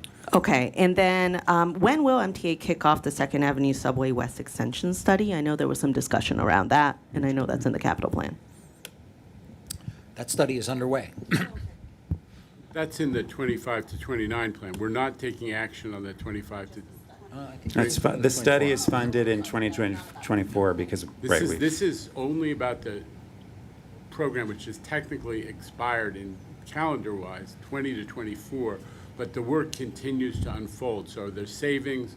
How are we adjusting based on the reality of when the bids come in and projects cost different than they were scheduled to cost? But the 25 to 29 plan is unchanged. Jamie. And just to be clear, Chair, on that specific item, the board member is correct. The legislature and the governor provided funding to do a feasibility study of basically continuing the Second Avenue Subway project west along 125th Street. This showed up as very favorable in our comparative evaluation that we did as part of the needs assessment. And that feasibility study is funded in the 20 to 24 plan, unchanged from a budget point of view here, and the study is underway. Correction. Okay. All right. By all means, Hayda has one. Sammy has one. Okay. Yeah, just on process, given the topic we landed on in terms of information, should there be any inquiries or requests for information or clarification from the CPRB, perhaps it's a good idea to also share those, those inquiries and responses, with the board. And I think that, just another set of lens for us to look for. I don't think it'll be much more substantive than the last time the CPRB had a crack at our plan, but I think it'd be helpful. Will Good do. point. Anybody else wishing to be heard? Okay. All right. I'll make the motion for the approval of the amendment to the 2020 to 2024 capital plan. May I have a second? Mr. O'Donnell has a second. And Mr. Mack. All in favor? Any opposition or abstention? Okay. The item is carried. We have. We talk a lot about the Fair Fares program, which is this board, and without always formality, has consistently supported the idea of increasing both the eligibility threshold so that more people could get the benefit of half-price transit, so that people who are, the income standard for eligibility would be raised. And we've also worked with the city to try to expand the marketing and the enrollment, which has been a chronic challenge. And we've urged the city to invest some of this, the money that's not being spent, that's in the budget, in marketing that. And we've also undertaken our own, in effect, our own enrollment initiatives. Shanifa's team now has at all those customer service centers is signing people up for fair fares, letting people know that 24/7, right, they can sign up for fair fares at one of these now 30 stations. And there's technology that's been provided to those stations to allow people to sign up. So we're big supporters of fair fares. There was a discussion that's happened in recent weeks among the board about our interest in further expansions, and I just want to ask Melva Miller, who's been part of that discussion, to talk about some of the ideas that have been kicked around.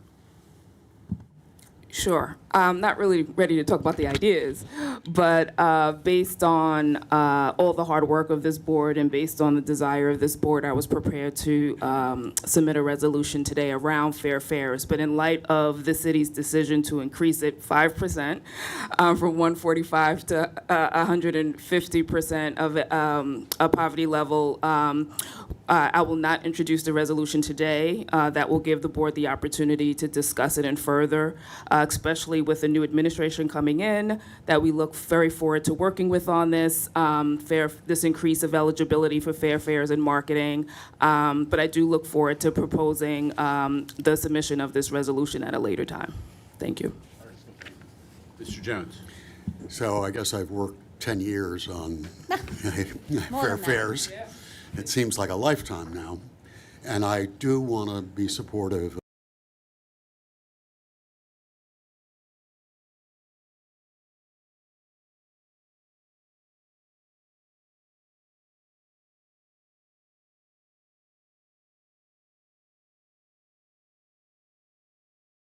minimum wage wouldn't be eligible.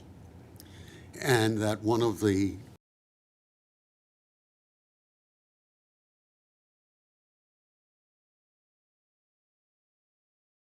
need this kind of support and subsidy.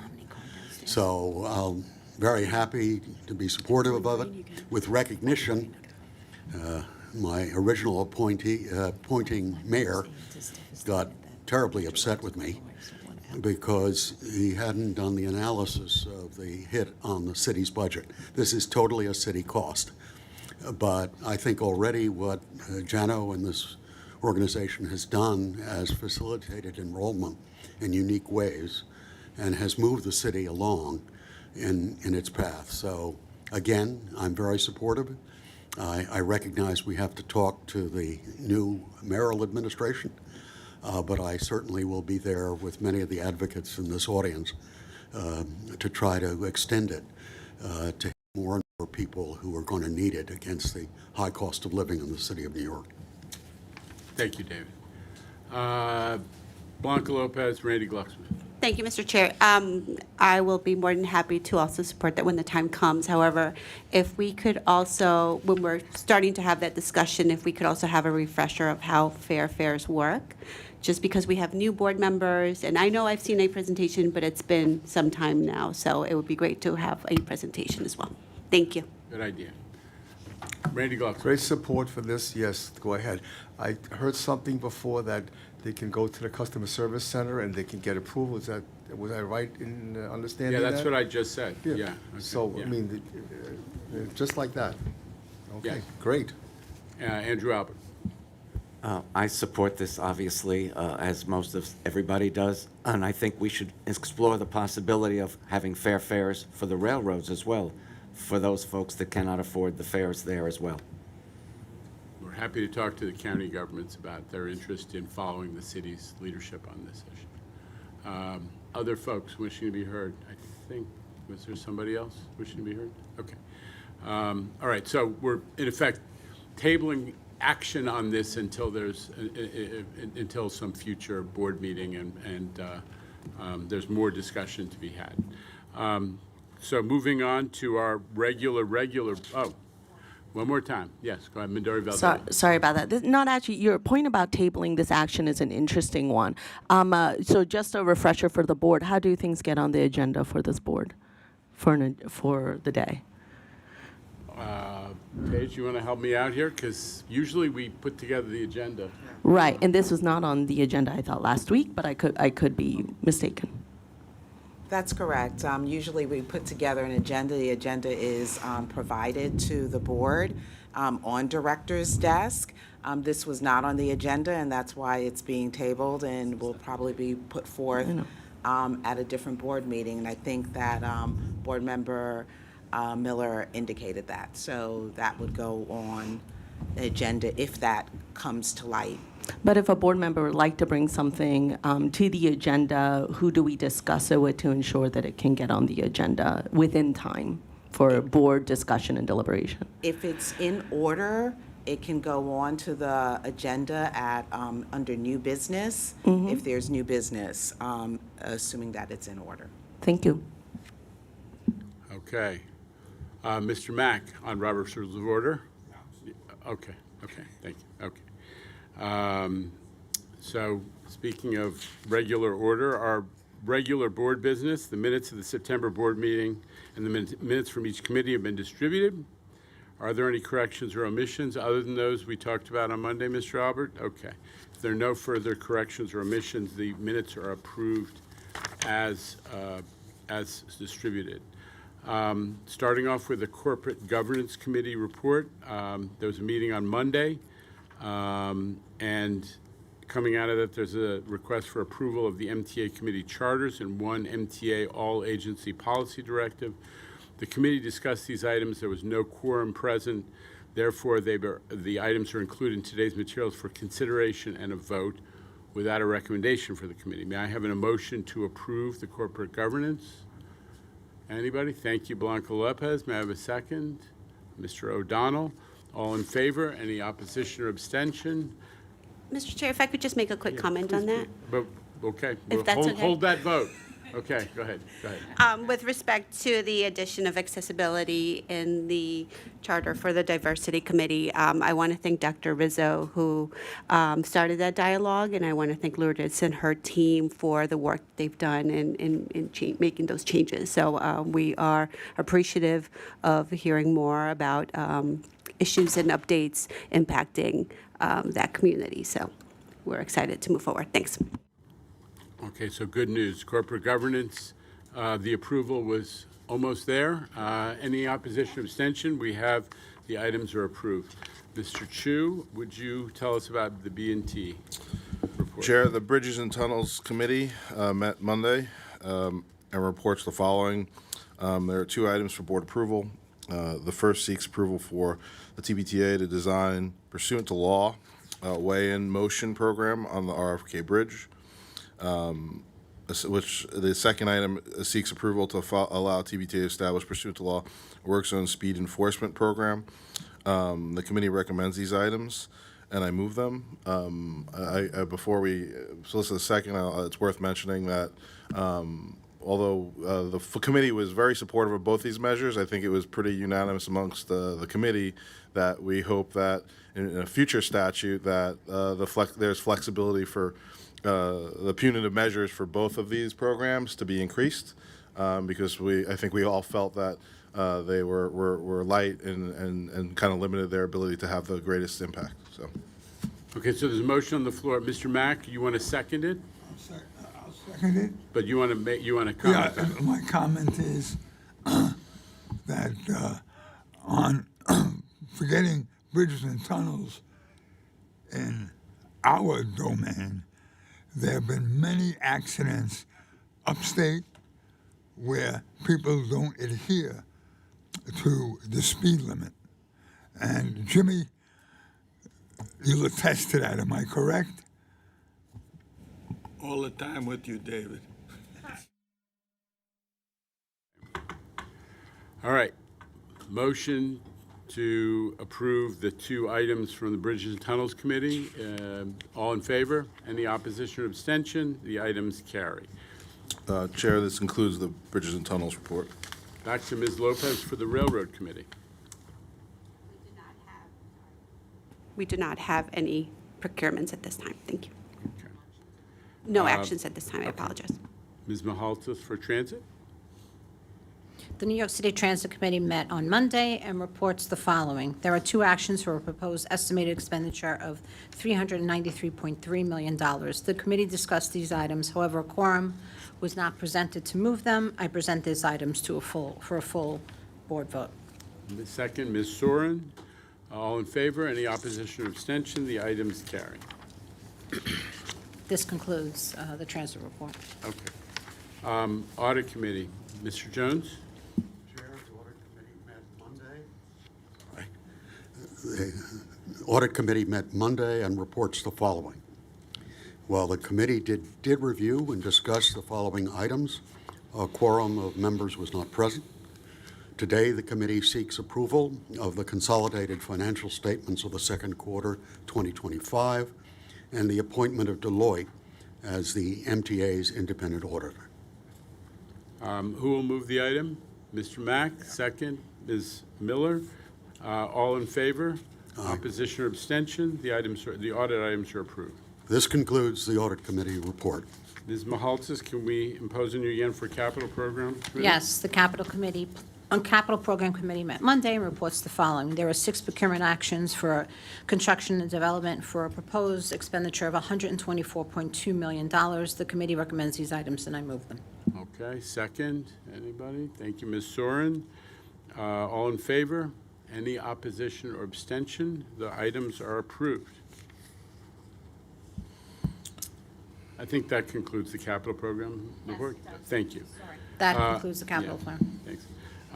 Finance Committee, Board Member Chu, you were present. I was, on behalf of Chair Zuckerman. The Finance Committee met Monday and reports the following. There is a single action item seeking authorization of the Triborough Bridge and Tunnel Authority Congestion Relief Zone Toll Revenue Obligation Resolution for submission to the Capital Program Review Board. The committee recommends this item, and I move it. I'll second that. Get the bonds that the congestion pricing revenue is intended to generate. I will second that. All in favor? Any opposition or abstention? The item carries. The procurement agenda includes 4 actions for a proposed estimated expenditure of $295.6 million. The committee recommends these items, and I move them. Second, Ms. Soren again. All in favor? Any opposition, abstention? The items carry. For real estate items, there are 4 transactional items this month. The committee recommends these items, and I move them. Second, thank you, Ms. Miller. Any opposition or abstention? The items carry. Thank you, Mr. Chu. Before we close out the finance report, I want to ask Tim Mulligan, the Chief Rolling Stock, to present a rolling stock item that Tim's team has been working hard at finalizing. Tim? This item is a request for the board to approve an award of a non-competitive purchase contract to Kawasaki Railcar Incorporated for the procurement of 378 additional B-Division subway cars and related non-car items, including spare parts, special tools, test equipment, documentation, and training, for a total amount of $1.507 billion. The car price negotiations concluded on Friday and over the weekend. The negotiations on some terms and conditions and some of the non-car items are still continuing, but we expect to wrap these up in the next couple of days. Under this contract, Kawasaki will furnish and deliver 378 subway cars starting in late 2028 through 2030. These cars are required to complete the replacement of the R68 and R68A fleet approaching their end of service life and to accommodate the conversion of additional B-Division lines to CBTC operation. The additional B-Division cars provide a unique opportunity for the MTA to reduce design and development costs, accelerating the delivery of new subway cars, and minimizing risk and cost. By using a service-proven design, we achieved the critical need of the delivery of R68 and 68A replacement fleet almost 4 years earlier than would have been the case with a competitive procurement. Okay. So that's a presentation of what we call a walk-on because it wasn't in the original board agenda, but this is an opportunity for us to leverage what has been a very successful procurement of the R211s to get to this 68 fleet, which is fast approaching the end of its useful life. And so are there questions or comments, Mr.? I'll make a motion. And I have, I just want to say there's been echo your sentiments, Jano.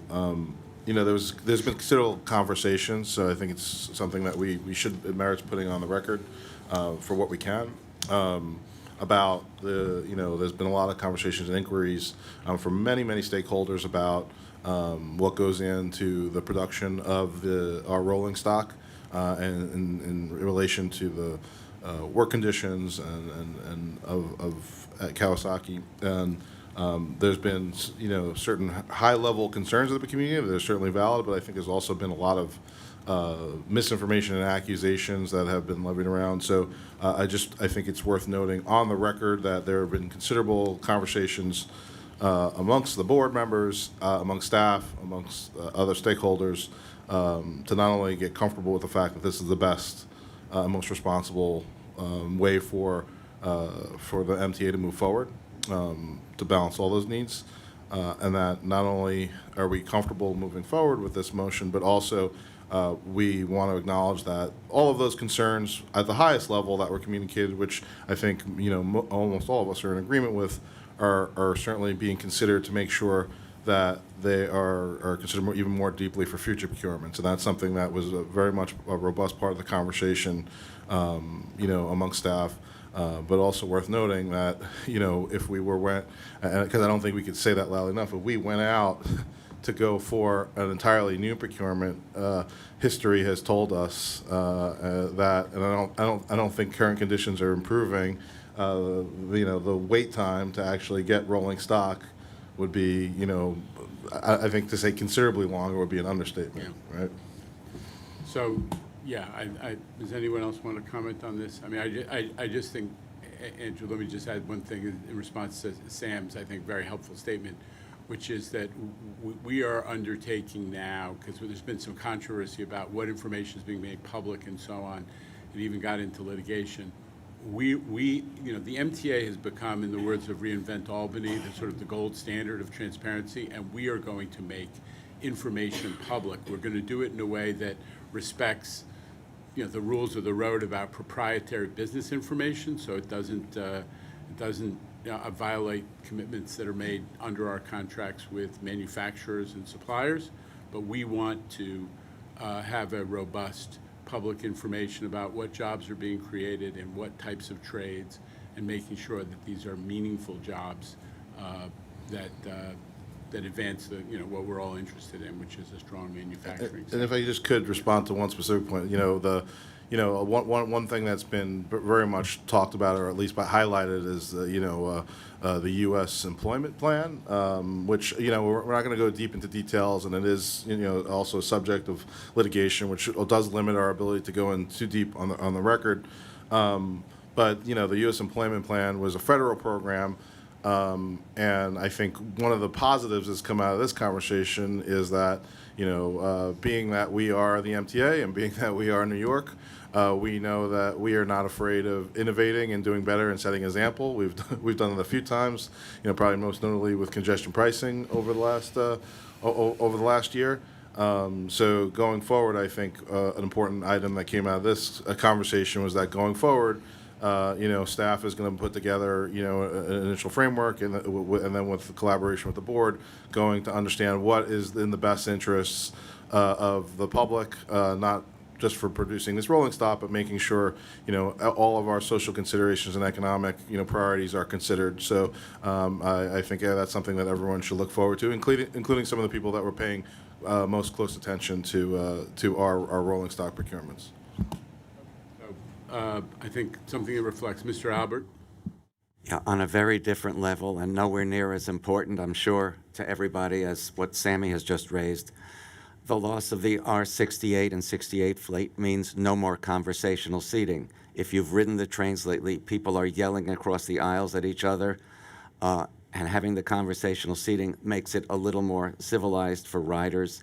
You can look out a window. You don't have to stare at the person across from you. If you have a group that wants to talk, it's much easier with conversational seating. So I will be very sorry to see that fleet go.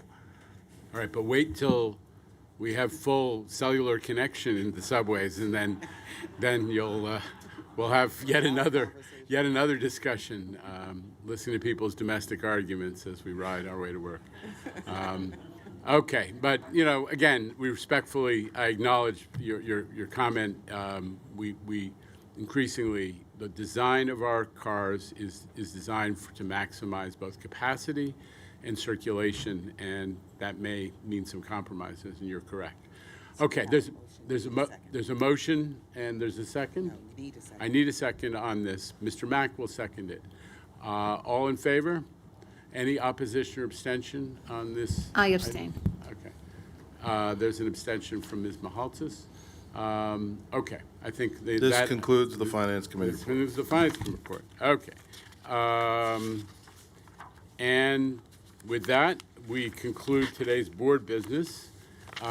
Hearing no other new business to be discussed, I'll make a motion to adjourn. Thank you, Ms. Meller, for a second. We are in adjournment. Thank you.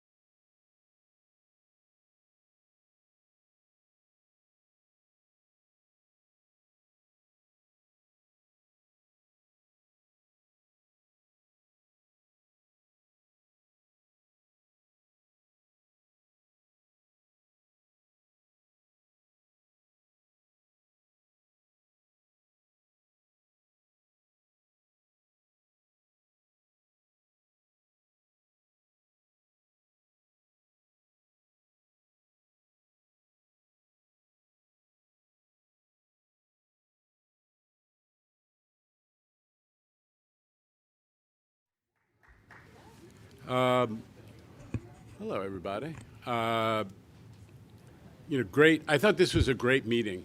We updated the capital program, and we were able to say we have harvested savings from the rollout of Omni and the rollout of congestion pricing. Those projects came in well under budget. We were able to harvest $600 million of savings, among other things, to do more ADA stations and more projects in general. We heard an amazing presentation from the MTA PD about how they're doing more train patrols. They've knocked fare evasion down by 40% in the stations where they do the subway fare evasion enforcement, and they're using less overtime to accomplish all that. And we also had that presentation on climate resiliency. I think that makes us all proud, because the MTA, among all transit organizations, nobody is spending more, giving more attention to climate change and how to fight it in the transit world than the MTA, and you heard that from Eric. So I'm ready to take questions, but I just wanted to say at the outset I was thrilled with what we accomplished at that meeting. Great. As is our practice, when we have somebody here for the first time, we're going to go right to Rana Novini from WNBC in the mezzanine up there. Rana. Thank you. Not the first time, but it's been a few years. Thank you for taking our questions. I'm wondering if you can talk about the anti-subway surfing barriers that have been installed on the 7 train. Can you tell us where you are in the pilot program, what you've been seeing in terms of results, and what's next for the program? Sure. And I'm going to defer to my colleague, Mr. Critchlow, the president of New York City Transit, who's been working on this for a little while now. Thanks. So we've said this before, surfing is suicide. It's something that it is a larger issue, requires help from sources across the spectrum, which is DOE, the city, parents, students, family members. Everyone plays a part in this. We already have a great relationship with NYPD, and that they're doing a drone program to stop folks. We have a Ride Inside, Stay Alive program, which we literally just released a new article on that. So the MTA is doing our part. This is one of the things that we started piloting over a year ago, these anti-surfing bolsters. And ultimately, we've had a couple of different renditions of it. We put it in one car, 2 cars, and now we just rolled it out fully to 1 train set. The goal is to have the entire 7-line fleet completed by the end of next year, and the cost of it is, at this point, labor and materials is going to be somewhere around the $10 million mark. We've done a lot of trial on it, a lot of adjustments to the actual equipment, and feel like we have a good set in place for the future. All right. You may want to stick around just a moment. We're going to go to Elijah Westbrook of CBS New York, Channel 2, right there. Elijah. All righty. Good afternoon. I was going to say good morning. Good afternoon. So you guys gave a really interesting presentation about climate resiliency, or climate change, I should say, and the efforts that you guys are taking right now to improve the system. Today, obviously, marks 13 years since Superstorm Sandy. When was the last time you guys spoke to the DEP commissioner about some of the concerns, and what are they saying in response to those concerns? Well, listen, as the presentation covered, we are in communication constantly with the DEP team about what they're doing to deal with the impacts of climate change. So that's part of a regular cycle of discussions and meetings that we have. And I spoke to the DEP commissioner a few weeks ago. Jamie, you talk to him all the time. You talked to him today, I think? No? But here's the bottom line. Nobody's doing, I'm going to say it again, Elijah, there's no transit organization that's doing more to fight the impacts of climate change than the MTA. And we are making huge investments we already pumped 13 million gallons of water a day. We're increasing our own pumping capacity. We are moving all kinds of mechanical systems out of harm's way where water can't get to them. We spent billions on coastal resiliency. We're also saying that everybody has to contribute to this, and part of that is the city dealing with the capacity of its stormwater management system. And we look forward to working with the DP in this administration, but also in the next administration on that. I'm sorry. You want to come on up, Jimmy? I'll just add that the point of the presentation is there's a big set of problems we're confronting in the long term, and we have different ways of confronting them. There's the actions that we're taking. We've got $1.5 billion for resiliency in this next capital plan. There's actions that we're taking with the city. We have a task force with the city agencies. We work in lockstep to deal with issues. As the chair said, I've been in regular conversation. I spoke to the COO of DEP yesterday. We talk all the time. We're coordinated. And there are long-term actions that we need the city to take, the city agencies as well. And there are priorities for city agencies as well. It's a question of funding and implementation. All right, let's move on to Alfonso Castillo of Newsday TV. He's here with Ed Quinn today, so this must be particularly significant. Alfonso, good afternoon. Good afternoon. Janet, we're yet to hear from you about the investigation from the Inspector General last week on 36 Long Island Railroad workers charged in this counterfeit ID fraud.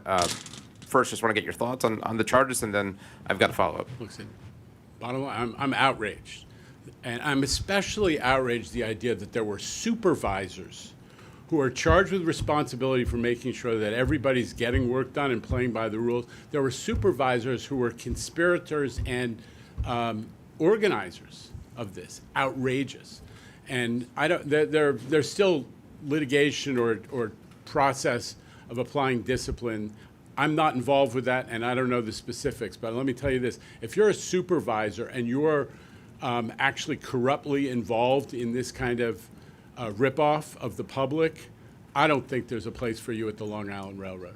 The discipline process has to work itself out, but from my standpoint, you have forfeited the chance to work the Long Island Railroad if you're involved in something like this. Beyond that, Jano, Board Member O'Donnell earlier this week expressed disappointment that they're not being criminally charged and criticized the Suffolk DA for making that call. Suffolk DA has said the evidence just isn't good enough here. There weren't cameras. There wasn't good record keeping. Your thoughts on their decision, and do you think these folks should be criminally charged? I don't know enough about the evidentiary issues that seem to have animated that back and forth to have a comment on it. Rob, do you want to say anything? No. In some ways, you're at a loss for words with this, Alfonso, right? The chairman said outraged, and I think that's putting it mildly. I think there's a lot more emotions associated with this. We condemn this in its strongest terms, this abhorrent behavior, and we will not stand for it. And that's why we took swift, decisive, strong action. We took employees out of service right away without pay.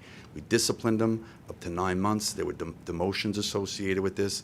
There's also financial impacts. For people that decided they didn't want to face the consequences of this internally, there's fiscal impacts in terms of their pension. There's impacts to that. There's sick time, their medical benefits, there's impacts to that as well. And there's still employees, and we have to respect the process, that are going through the process, that are facing discipline up to termination. And we'll explore every avenue we can to punish them in the most significant way. Do you think, Rob, that punishment should include some kind of criminal charges, given that I know they've said it's been, and you said it's been difficult to quantify how much money was stolen here, but you've got them buying a machine and running off copies of IDs. I mean, isn't that a crime? Well, I'm no legal expert, Alfonso. All I know is I can deal with the things that I can deal with, and we're addressing this in its strongest terms, and because we will not tolerate it. It's not acceptable, and if anyone else decides to do so in the future, there'll be strong actions taken against them as well. All right, let's move on to Stefanos Chen of the New York Times. Hi, Jano. Just a question on the bus policy program that was proposed by Mr. Mamdani. You had been speaking recently about some of the reservations with that proposal. I wanted to see if you could just speak more about what the impact could be on the MTA's bonds in terms of specifically about the bus fare revenue and how that could be affected if that money is no longer being generated. Listen, I've been pretty consistent on this. What I'm saying is we are thrilled that people that we're thrilled that transit is featuring so prominently in the debates around the mayoral campaign. That is good news. We're also thrilled that people are talking about more transit and faster transit, which whoever is the mayor has a lot of power to implicate, and also the affordability of transit as well as affordability in general. So that's good news. I have been celebrating the way this campaign has unfolded in terms of discussion about transit. What I've said is, obviously, you got to study all the big ideas that are being articulated as part of the campaign. You know, a former governor once said, we campaign in poetry and we govern in prose. Like, I'm the prose. I got to worry about the study of all these different ideas and how they play out fiscally. And one of the issues, Steph, that you're raising is among those issues, which is what would be the impact to bondholders and potentially MTA's position in the bond market. Obviously, bondholders will want to know that that the revenue basis has not been compromised, and we'd have to go through a lot of analysis to make sure that we could portray it accurately with bond buyers and the people in that market. All right. While we're on the topic of finance, let's go to Michelle Kasky from Bloomberg News. Michelle.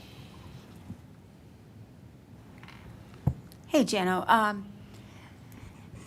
Regarding Penn Access, Amtrak is saying that that some of these delays have to do with the fact that the eastbound reroute was delayed, and that was an issue in terms of being able to provide outages for Penn Access work. Well, listen, I'm sure that we're going to hear a lot of explanations meant to sort of throw up dust on this issue, but it's real simple, which is there's a contractual commitment to give us, 50 odd outages in the first 2 years. We got 7. Even when we got outages, we were not given the force account. This was a huge issue in East Side Access, so I am very acutely attentive to it, which is, when the electric traction power foreman doesn't show up, you can't turn off the power. When the track foreman doesn't show up, you can't do work on the track. We send people home. And then when we finally get the outage and the personnel, there's Amtrak's own internal disputes, and bureaucracy means that it's not the same work rules that they agreed to in the contract. So Amtrak is going to, I'm sure, is going to say lots of different stuff. The facts are really not in dispute. We didn't get outages. We didn't get force account. We didn't get the work rules that were promised. And therefore, now, why is this important, Michelle? Because people in the Bronx are dying for a train to get to jobs in Westchester and Connecticut and to Midtown. And those are the people. We can fight it out with Amtrak in arbitration. That is going to happen. We shouldn't be focused on that. What we should be focused on is Amtrak going to agree to let us start service in 2027? That's what this fight is really about right now.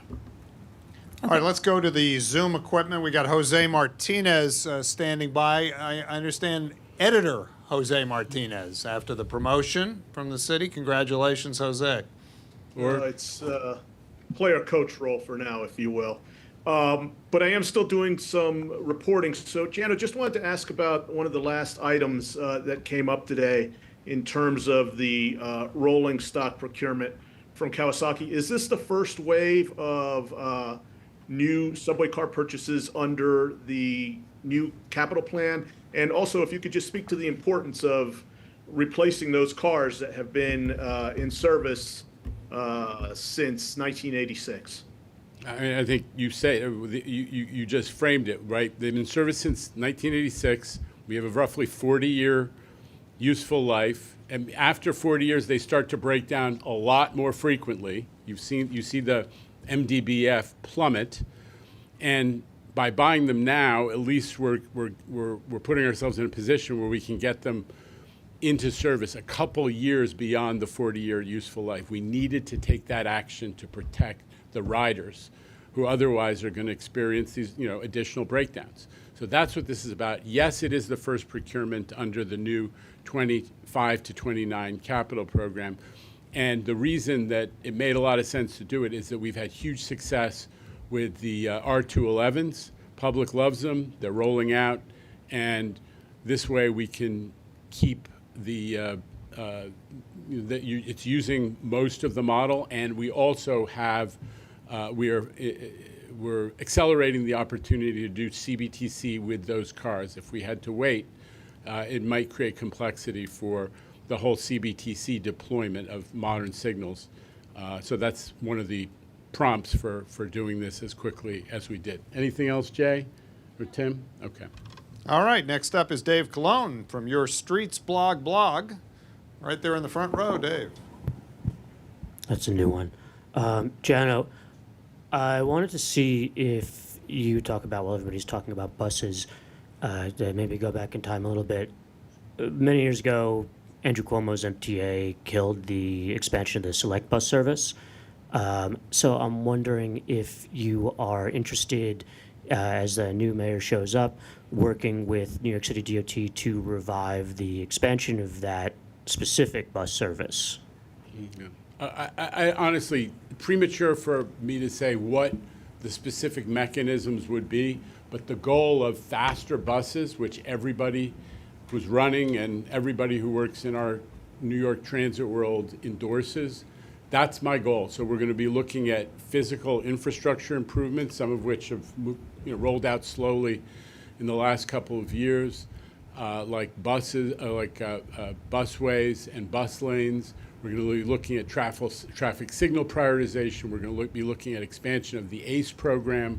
We're going to be looking at the redesigns that we are implementing borough by borough, and we will look at service patterns and the type of buses like the SBS program that you that you made reference to. So there's no one thing that we've focused on, but it's all going to be about faster buses, absolutely, that everybody agrees on, and moving in that direction. Not as obviously as the only thing, but this was something that I think people saw a lot of promise in when it was rolling out, and there were supposed to be big expansions across the entire city.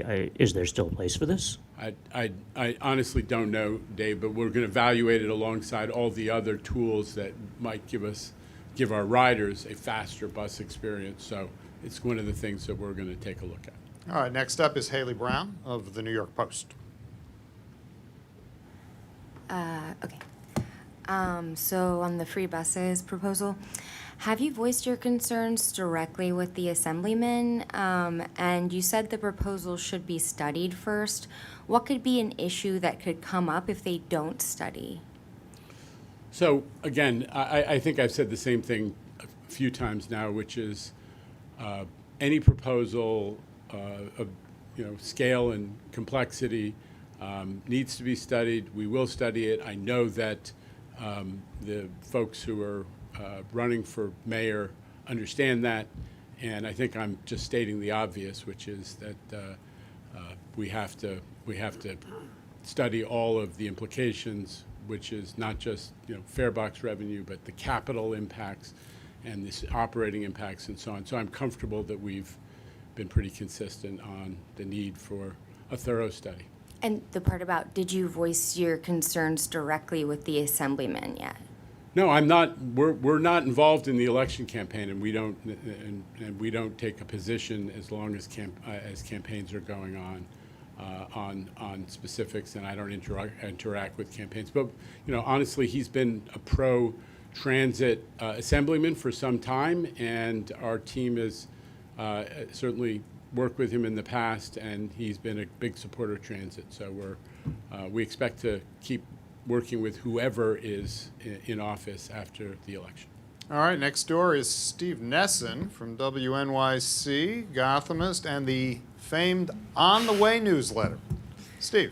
Hey, Jano. I feel like you have answered questions about the buses already, so I guess the only last thing I wanted to follow up on is, I think you said on New York One, bus revenue will push $1 billion in the coming years. I'm just curious, does that include at least some amount of fare evasion? And yeah. It does. I mean, if you look at our financial plan, the projections for bus revenue do, I think, get into the 900 millions in a couple of years. But it does assume a reduction in fare evasion that we've been achieving in the buses. The subways are obviously much more significant reduction. We're continuing to work on bus fare evasion reduction. And I was just referring to the numbers that are already in the financial plan. I think you are already familiar with. And as far as studying this proposal, like you mentioned, how would it be different than the study you guys already did when there was a free bus pilot?